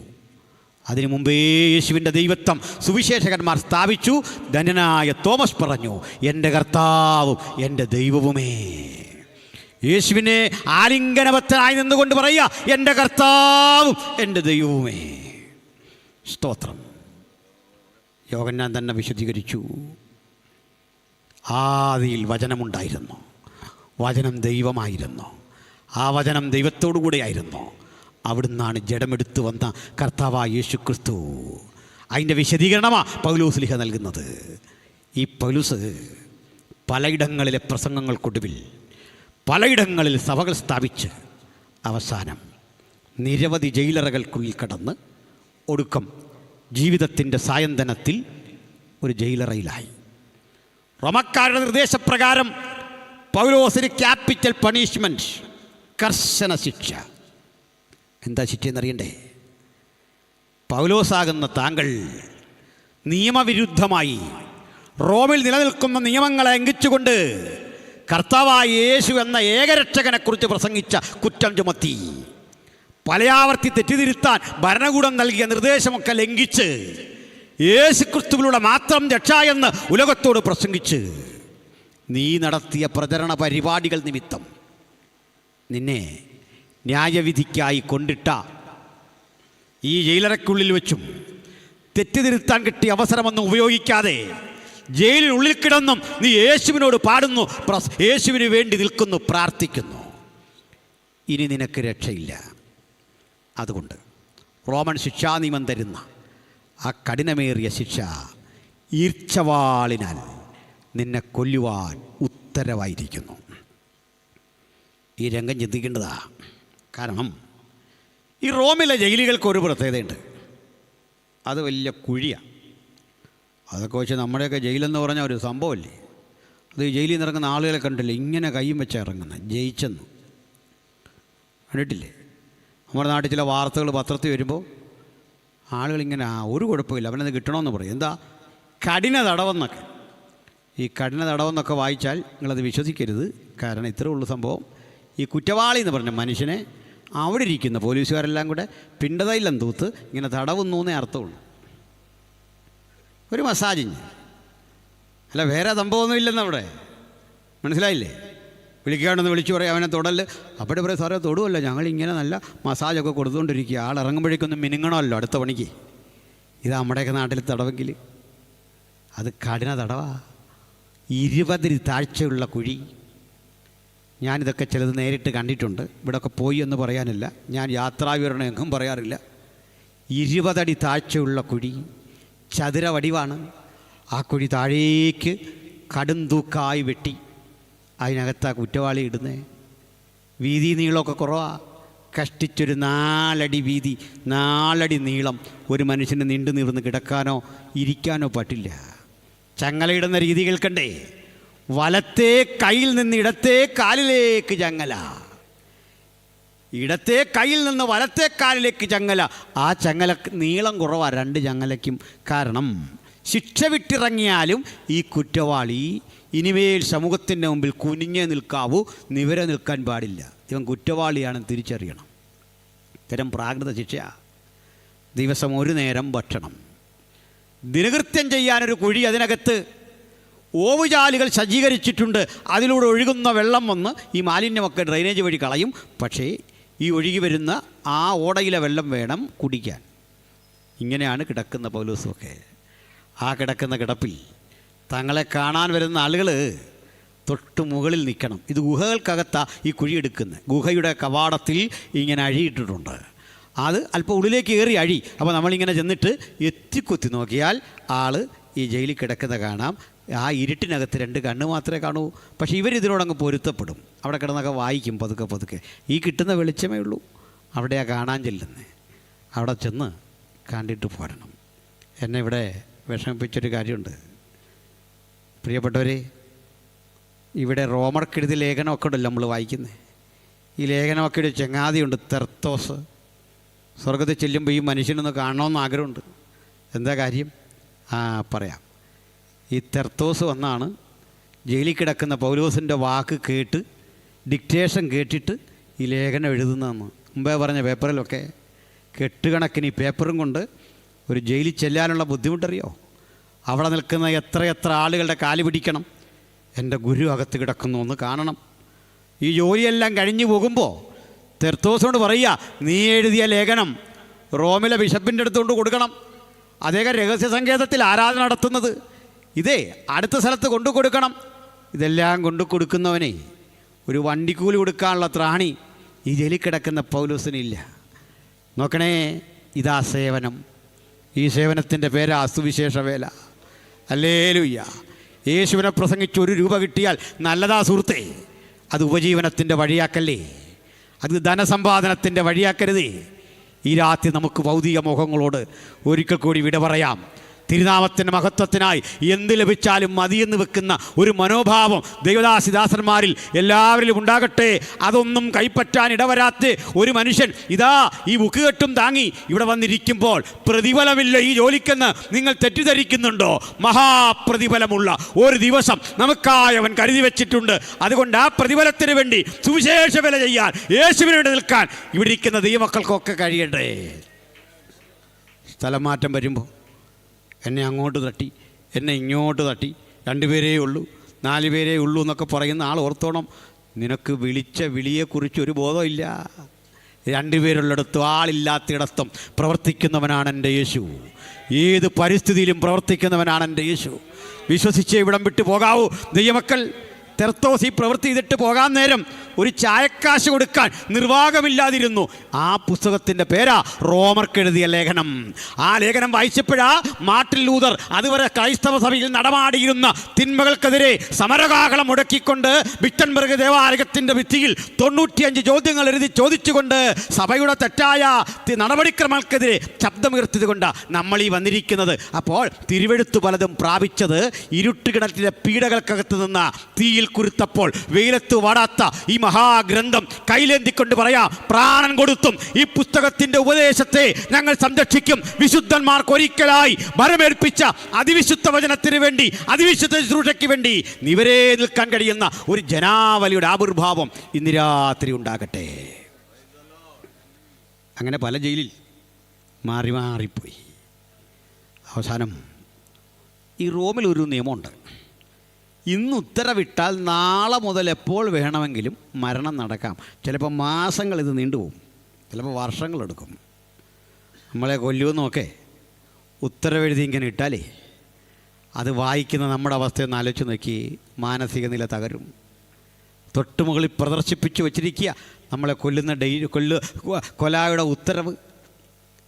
ഇതൊക്കെ എഴുതിയത് വായിച്ച സാധാരണഗതിയിൽ കിടക്കുന്ന ആളുകൾക്ക് സമനില തെറ്റും, മരണഭീതി വർദ്ധിക്കും, മരണത്തെക്കുറിച്ചുള്ള വലിയ ആകുലതകൾ വരും. ഞാൻ 2 വട്ടം മരണകരമായ ജീവിത പ്രതിസന്ധിയിൽ കൂടി കടന്നുപോയ ഒരാളാണ്. ഒന്ന് ഈ അടുത്ത കാലത്താണ്. പേടിയൊന്നും വന്നിട്ടില്ല, അവിടെ കിടക്കുമ്പോഴും പേടി വന്നിട്ടില്ല. ഈ വായെല്ലാം കൂടിയിട്ട് സംഭാഷണശേഷി നഷ്ടപ്പെടുന്ന അവസ്ഥയിലേക്ക് എത്തി. 2 കൊച്ചു കുട്ടികളാണ്, ന്യൂറോ ഡോക്ടർമാരാട്ടോ, അങ്കളെന്നാണ് വിളിച്ചത്. ആ കുഞ്ഞുങ്ങൾ ക്ഷമാപൂർവ്വം പറഞ്ഞു, അങ്കളെ ഈ നാവിങ്ങനെ കൂടും, ഈ ഭാഗം തളരും, എങ്കിലും പ്രതീക്ഷ കൈവിടണ്ട, നമുക്ക് നോക്കാം, 90 ദിവസമെങ്കിലും അങ്ങനെ കിടക്കുമെന്ന് പറഞ്ഞു. പക്ഷെങ്കിൽ എൻ്റെ സ്നേഹിതൻ ഫ്രാൻസിസ് സാർ ഇരിക്കുന്നു. കൃത്യം 16-ാം ദിവസം ഞാൻ തൊടുപുഴയിൽ വന്ന് ഇതുപോലെ പ്രസംഗിച്ചു. ഹല്ലേലൂയ. ഒരു കുഴപ്പമില്ല. അന്ന് കയ്യിലൊക്കെ ഒന്ന് താങ്ങണമായിരുന്നു സ്റ്റേജിലേക്കൊക്കെ വരാൻ. അപ്പോൾ പലരും ഓർത്തു എങ്ങനെയാകും. പക്ഷെ നമുക്കതിൽ പേടി വരാത്തതിൻ്റെ കാരണം എനിക്കിവിടെ ജീവിക്കുന്നത് ഇഷ്ടമാണ്, അങ്ങ് ചെല്ലുന്നത് വലിയ ഇഷ്ടമാണ്. 2 ഇഷ്ടമാണ്. ഇവിടെ ജീവിക്കുമ്പോൾ യേശുവിനെ പ്രസംഗിക്കാതെ ജീവിതത്തിൻ്റെ സന്തോഷം. ഹല്ലേലൂയ. അങ്ങ് ചെന്നാൽ മുഖാമുഖമായി അവിടുത്തെ സാന്നിധ്യം അറിയാം. അപ്പോഴേ പൗലോസ് ഇവിടെ കിടന്നിട്ട് സമനില തെറ്റിപ്പോയൊന്നുമില്ല. ഡോക്ടർ എഴുതിയൊരു കുറിപ്പടി വായിച്ചിട്ട് സമനില തെറ്റാതെ, ഒരു സ്കാനിങ് റിപ്പോർട്ട് കണ്ടിട്ട് ആകുലപ്പെടാതെ, മരണഭീതി ഉണർത്തുന്ന ശബ്ദം കേട്ടിട്ട് തോറ്റുകൊടുക്കാതെ, ജയമെടുത്താതെ ഈ കിടക്കുന്ന കിടപ്പിൽ ഒരാഗ്രഹം പ്രകടിപ്പിക്കുക. നമുക്കിങ്ങനെ കിടക്കുമ്പോൾ എന്തൊക്കെ തോന്നൽ വരും. ഭാര്യയെ കണ്ടാൽ കൊള്ളാം, മകളെ കണ്ടാൽ കൊള്ളാം, സ്നേഹിക്കുന്ന ഇളയ കുട്ടിയെ കണ്ടാൽ കൊള്ളാം, പെൺകുട്ടിയൊന്ന് കണ്ടാൽ കൊള്ളാം, സ്നേഹമുള്ളൊരു കൂട്ടുകാരനെ കണ്ടാൽ കൊള്ളാം. 100 ആഗ്രഹങ്ങൾ. പൗലോസ് ഒരു മനുഷ്യനാണ്. പക്ഷെ ആഗ്രഹങ്ങൾക്കെല്ലാം അവധി കൊടുത്തിട്ട് പറയാ, മകനെ തിമത്യോസേ, നിന്നെ ഒന്ന് കണ്ടാൽ കൊള്ളാം, നീ വരണം. വരുമ്പോഴേ എൻ്റെ മരണമെന്നറിയാൻ വയ്യ. ചിലപ്പോൾ ശീതകാലം കഴിഞ്ഞിട്ടായിരിക്കും വധശിക്ഷ നടപ്പിലാക്കുന്നത്. കാരണം കിടുകിടുക്കുന്ന മരം കൊച്ചുന്ന തണുപ്പത്ത് പടയാളികൾക്കൊന്നും നിൽക്കാൻ കഴിയില്ല. എന്നോടുള്ള കരുണയൊന്നുമല്ല. പടയാളികൾക്ക് ശിക്ഷ നടപ്പിലാക്കാൻ പൊതുസ്ഥലങ്ങളിൽ തൂക്കുമരങ്ങൾ സജ്ജീകരിക്കാൻ ഒക്കെ പാടാ. ആ ശിക്ഷയുടെ രീതി കൂടി പറയാം. ഊഞ്ഞാല് കെട്ടുന്ന പോലെ, ഈ കമാനമൊക്കെ വെക്കുന്ന പോലെ ഇങ്ങനെ 2 മരം വെച്ചിട്ട് വിലങ്ങനെ ഒരു തടി വെക്കും. ആ തടിയുടെ 2 അഗ്രത്തിലേക്ക് മനുഷ്യ ശരീരം 2 കാലുകൾ തലകീഴായി കെട്ടും. ഈ കാലിടുക്കിലേക്ക് അറപ്പുവാൾ വെച്ചിട്ട് അപ്പുറത്തും ഇപ്പുറത്തും നിന്ന് പടയാളികൾ അറുത്തറുത്ത് 2 പീസാക്കും. ഇതാ ഈർച്ചവാളിനാലുള്ള മരണം. ഇതാ എഴുതി വച്ചിരിക്കുന്ന ഭീകരത. അത് വായിച്ചിട്ട് പിന്തിരിഞ്ഞോടുന്നവരാ ഞങ്ങളെന്ന് നീ തെറ്റിദ്ധരിക്കരുത്. നീ അഡ്രസ്സ് പഠിക്കണം. എവിടെയാ ഞങ്ങൾ പിറവി കൊണ്ടെന്ന് പഠിക്കണം. അല്ലയോ റോമൻ ഭരണകൂടമേ, തെറ്റിപ്പോയി. ആരെയാ കൈകാര്യം ചെയ്യുന്നത് തിരിച്ചറിയണം. ആരാണ് ഈ അഭിഷിക്തനെന്ന് തിരിച്ചറിയണം. അഭിഷിക്തനെ ഇഞ്ചിഞ്ചായി കൊല്ലാൻ പദ്ധതിയിട്ടതറിഞ്ഞ് അദ്ദേഹം അലമുറ കൂട്ടുന്നില്ല. ആ കിടപ്പിൽ പറയാ, ശിക്ഷണ നടപടി എപ്പോൾ വരുമെന്നറിയില്ല മകനെ. പക്ഷെ നീ വരുമ്പോൾ എനിക്കൊരാവശ്യം. ഒരു പിടി വേദനയോടല്ലാതെ നമുക്കത് ഓർക്കാൻ വയ്യ. കോടികൾ വിലമതിക്കുന്ന നിക്ഷേപത്തിൻ്റെ ഉടമയായിരുന്നു അദ്ദേഹത്തിൻ്റെ അപ്പൻ. ബഹുഭാഷാ നിപുണനായിരുന്നു അദ്ദേഹം. തർസോസിലെ പ്രമുഖമായ കിലിക്യാ നഗരത്തിലെ തർസോസ് പട്ടണത്തിൽ ജനിച്ചു വളർന്ന റോമൻ പൗരനായൊരു യഹൂദൻ. റബിയായി അറിയപ്പെട്ടിരുന്നെങ്കിൽ ഏതുയരങ്ങളിൽ പോകേണ്ട വ്യക്തിത്വം. പക്ഷേ ഇപ്പോഴിതാ ഈ തകർന്ന ജയിലറയ്ക്കുള്ളിൽ 100 മനുഷ്യരുടെ മരണം വിതച്ച ഇടത്ത് മരണനിമിഷം കാത്തിങ്ങനെ കഴിയവേ ആ നിമിഷം അടുക്കുന്നു എന്നറിഞ്ഞപ്പോൾ പറയാ, എൻ്റെ നിര്യാണകാലം അടുത്തു മകനെ. ഇപ്പോൾ തന്നെ ഞാൻ പാനീയാഗമായി ഒഴിക്കപ്പെടാൻ പോകുകയാണ്. ഈ പ്രയോഗം എത്ര കവിതാത്മകമാണ്. കാരണം ഏത് യാഗം നടത്തിയാലും യാഗവസ്തുക്കളുടെ കുറേ ശേഷിപ്പുണ്ടാവും. മൃഗങ്ങളെ അറുത്താൽ തോലും എല്ലും അസ്ഥികൂടങ്ങളൊക്കെ ശേഷിപ്പുണ്ടാകും. അത് പുറത്ത് ചുട്ടുകളയണമെന്നാണ്. പക്ഷെ പാനീയാഗങ്ങളുണ്ട്, എണ്ണയും വീഞ്ഞുമൊക്കെ. ഈ യാഗവസ്തു മാത്രം പകർന്നു കഴിഞ്ഞാൽ ആ പാനപാത്രത്തിൽ മറ്റൊന്നുമില്ല, അത് ശൂന്യമാണ്. ഇപ്പോൾ തന്നെ ഞാൻ പാനീയയാഗമായി ഒഴിക്കപ്പെടുന്നു. ഒന്നും അവശേഷിപ്പിക്കാനില്ലാതെ ഞാൻ ഒഴിക്കപ്പെടുന്നു. നീ വരുമ്പോൾ പുതപ്പ്, കാരണം കിടുകിടുക്കുന്ന തണുപ്പിൽ എൻ്റെ ശിക്ഷണ നടപടി നീട്ടിക്കഴിഞ്ഞാൽ ഈ കനത്ത തണുപ്പിൽ ഒന്ന് പുതയ്ക്കാൻ നമ്മളീ പലരും ജീവിതത്തിൻ്റെ എത്ര വലിയ വലിയ നന്മകൾ കിട്ടിയാലും അസംതൃപ്തിയോടെ കാത്തിരിക്കുമ്പോൾ ആ തണുപ്പിനെ നേരിടുന്നൊരു ചെറിയ പുതപ്പ ഈ മനുഷ്യൻ ആഗ്രഹിച്ചത്. ഇതാ ക്രിസ്ത്യാനിത്വത്തിൻ്റെ ലാളിത്യം. അടുത്ത ഘട്ടം പറയാ, പുസ്തകങ്ങൾ, ചർമ്മലിഖിതങ്ങൾ. അർത്ഥം മരിക്കുമെന്നോർത്ത് ഞാൻ വെറുതെ ഇരിക്കുന്നവനല്ല, എഴുതും. മരിക്കുമെന്നോർത്ത് ഞാൻ വെറുതെ ഇരിക്കുന്നവനല്ല, വായിക്കും. എൻ്റെ ഓർമ്മയെ തടയാൻ, എൻ്റെ പ്രവൃത്തിയെ തടയാൻ ഒരു വിധിക്കും സാധിക്കില്ല. ഈ നിശ്ചയദാർഢ്യത്തോടെ ഇരിക്കുമെങ്കിൽ അത് തന്നെ ദീർഘായുസ. എന്താ കാര്യം? എഴുതാൻ തുടങ്ങുമ്പോൾ മരണത്തിൻ്റെ കാവലാൾ അവിടെ നിന്ന് വിളിക്കുക, വാ. പൗലോസ് പറയും ഹൃദയം കൊണ്ട് നോ, എഴുതി തീർത്തിട്ടേ വരെ അവിടെ നിൽക്ക്. വായിച്ചുകൊണ്ടിരിക്കുമ്പോൾ പറയാ വാ, അപ്പോഴൊക്കെ പറയാ നോ, വായിച്ചു തീരാതെ വരില്ല, അവിടെ നിൽക്ക്.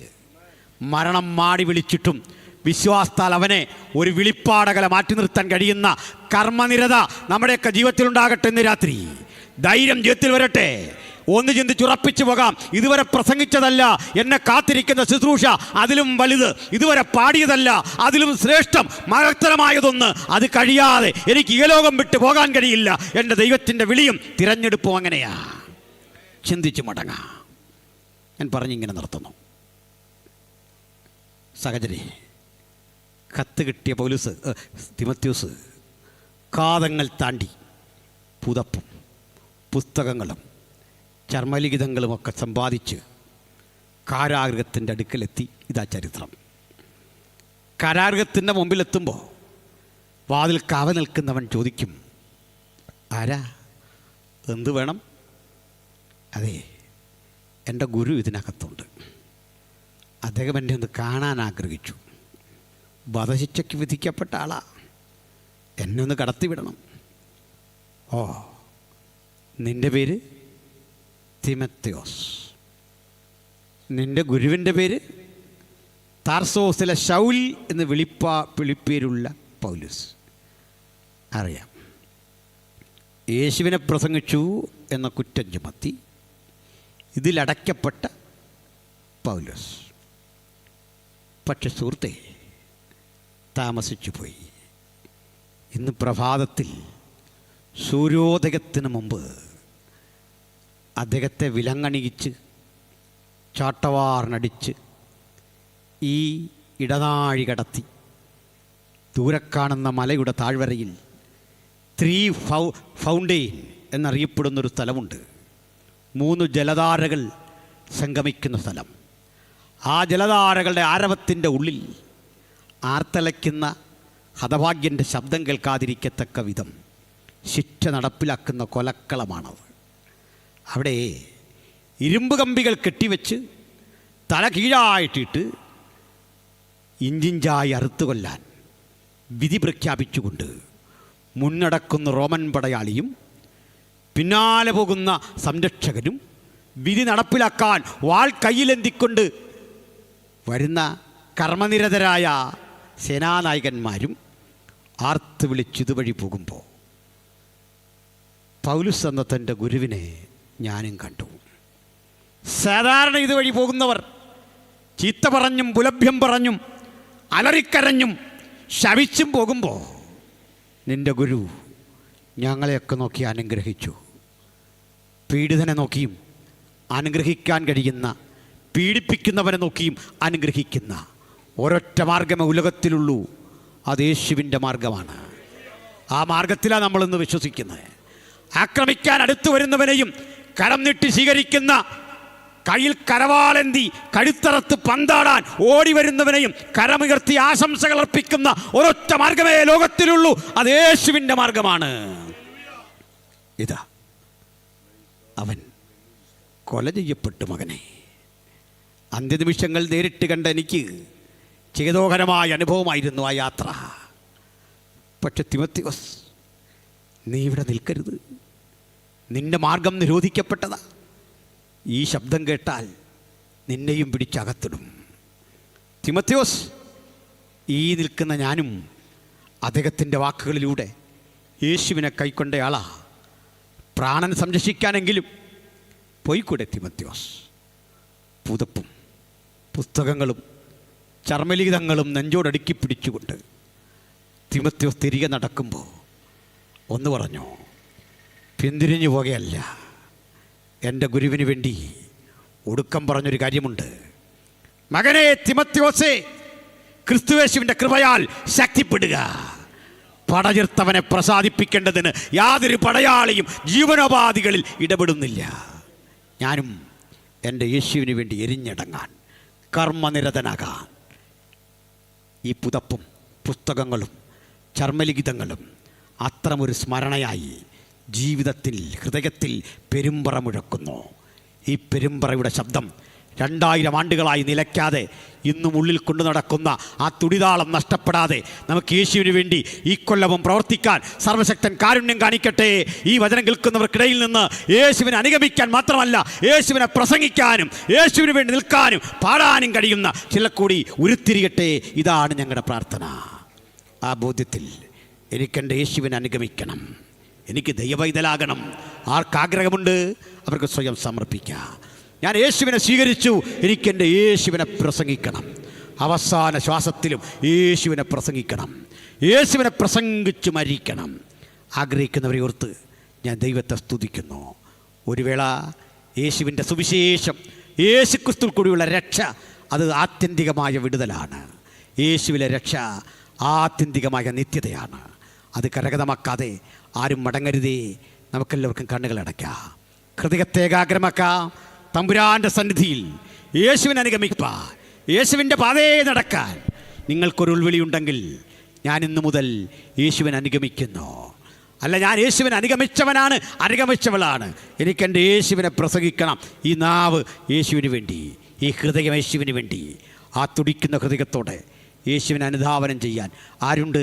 ആ സമർപ്പണത്തിൻ്റെ ഭാഗമായി അവർക്ക് മാത്രം കരമുയർത്താം. ഞങ്ങൾ അവർക്ക് വേണ്ടി പ്രാർത്ഥിക്കും. വളരെ വേഗം ചില കരങ്ങൾ ഉയർത്തി കാണുന്നു. പ്രായഭേദമന്യേ ഉയർത്തപ്പെട്ട കരങ്ങളെ കാണുന്നു. ഇത് വിശ്വാസികൾ ഭൂരിപക്ഷമുള്ള ഇടമാണെന്ന് എനിക്കറിയാം. ആ കരങ്ങളെ താഴ്ത്തിയിടാം. ഒന്ന് മനസ്സിലാക്കുന്നു, വരും തലമുറയിൽ യേശുവിൻ്റെ അനുഗാമികളുടെ ഭാവി സുരക്ഷിതമാണ്. യേശുവിനെ പ്രസംഗിക്കാൻ, യേശുവിന് വേണ്ടി നിൽക്കാൻ ഒരു തലമുറ വീണ്ടും തയ്യാറെടുക്കുന്നു. ദൈവം നിങ്ങളെ തൊടട്ടെ, സ്വർഗീയ ആശീർവാദം നിങ്ങളുടെ മേൽ പകരട്ടെ. ഞാനും ഒരു വാക്കിൽ പ്രാർത്ഥിക്കുന്നു. സ്വർഗസ്ഥ പിതാവേ, കേട്ട വചന നിമിത്തം ഞങ്ങൾ ഈ ഗ്രാമത്തെ അനുഗ്രഹിക്കുന്നു. ഈ ശബ്ദം നിമിത്തം ഞങ്ങൾ ഈ പ്രിയപ്പെട്ട യേശുവിൻ നാമത്തിൽ അനുഗ്രഹിക്കുന്നു. ഈ വചന നിമിത്തം അവിടുത്തെ വിടുതലിന് വ്യാപാരം ഈ ദേശത്തുണ്ടാകുവാൻ ഞങ്ങൾ പ്രാർത്ഥിക്കുന്നു. അങ്ങേ ഹൃദയത്തിൽ കൈക്കൊണ്ടവരും അങ്ങേ അനുധാവനം ചെയ്യാനും സമർപ്പണം ചെയ്തവരുടെ മേൽ നിൻ്റെ സാന്നിധ്യമിരിക്കണം. പ്രാർത്ഥന കേട്ടുകൊണ്ട് സ്തോത്രം. യേശു ക്രിസ്തുവിൻ വിലയേറിയ നാമത്തിൽ തന്നെ ആമേൻ. ഹല്ലേലൂയ. Thank you. എല്ലാവർക്കും ഒരിക്കൽ കൂടി വന്ദനം. കർത്താവ്യ വചനങ്ങളാൽ നമ്മളെ അനുഗ്രഹിക്കട്ടെ. ആമേൻ.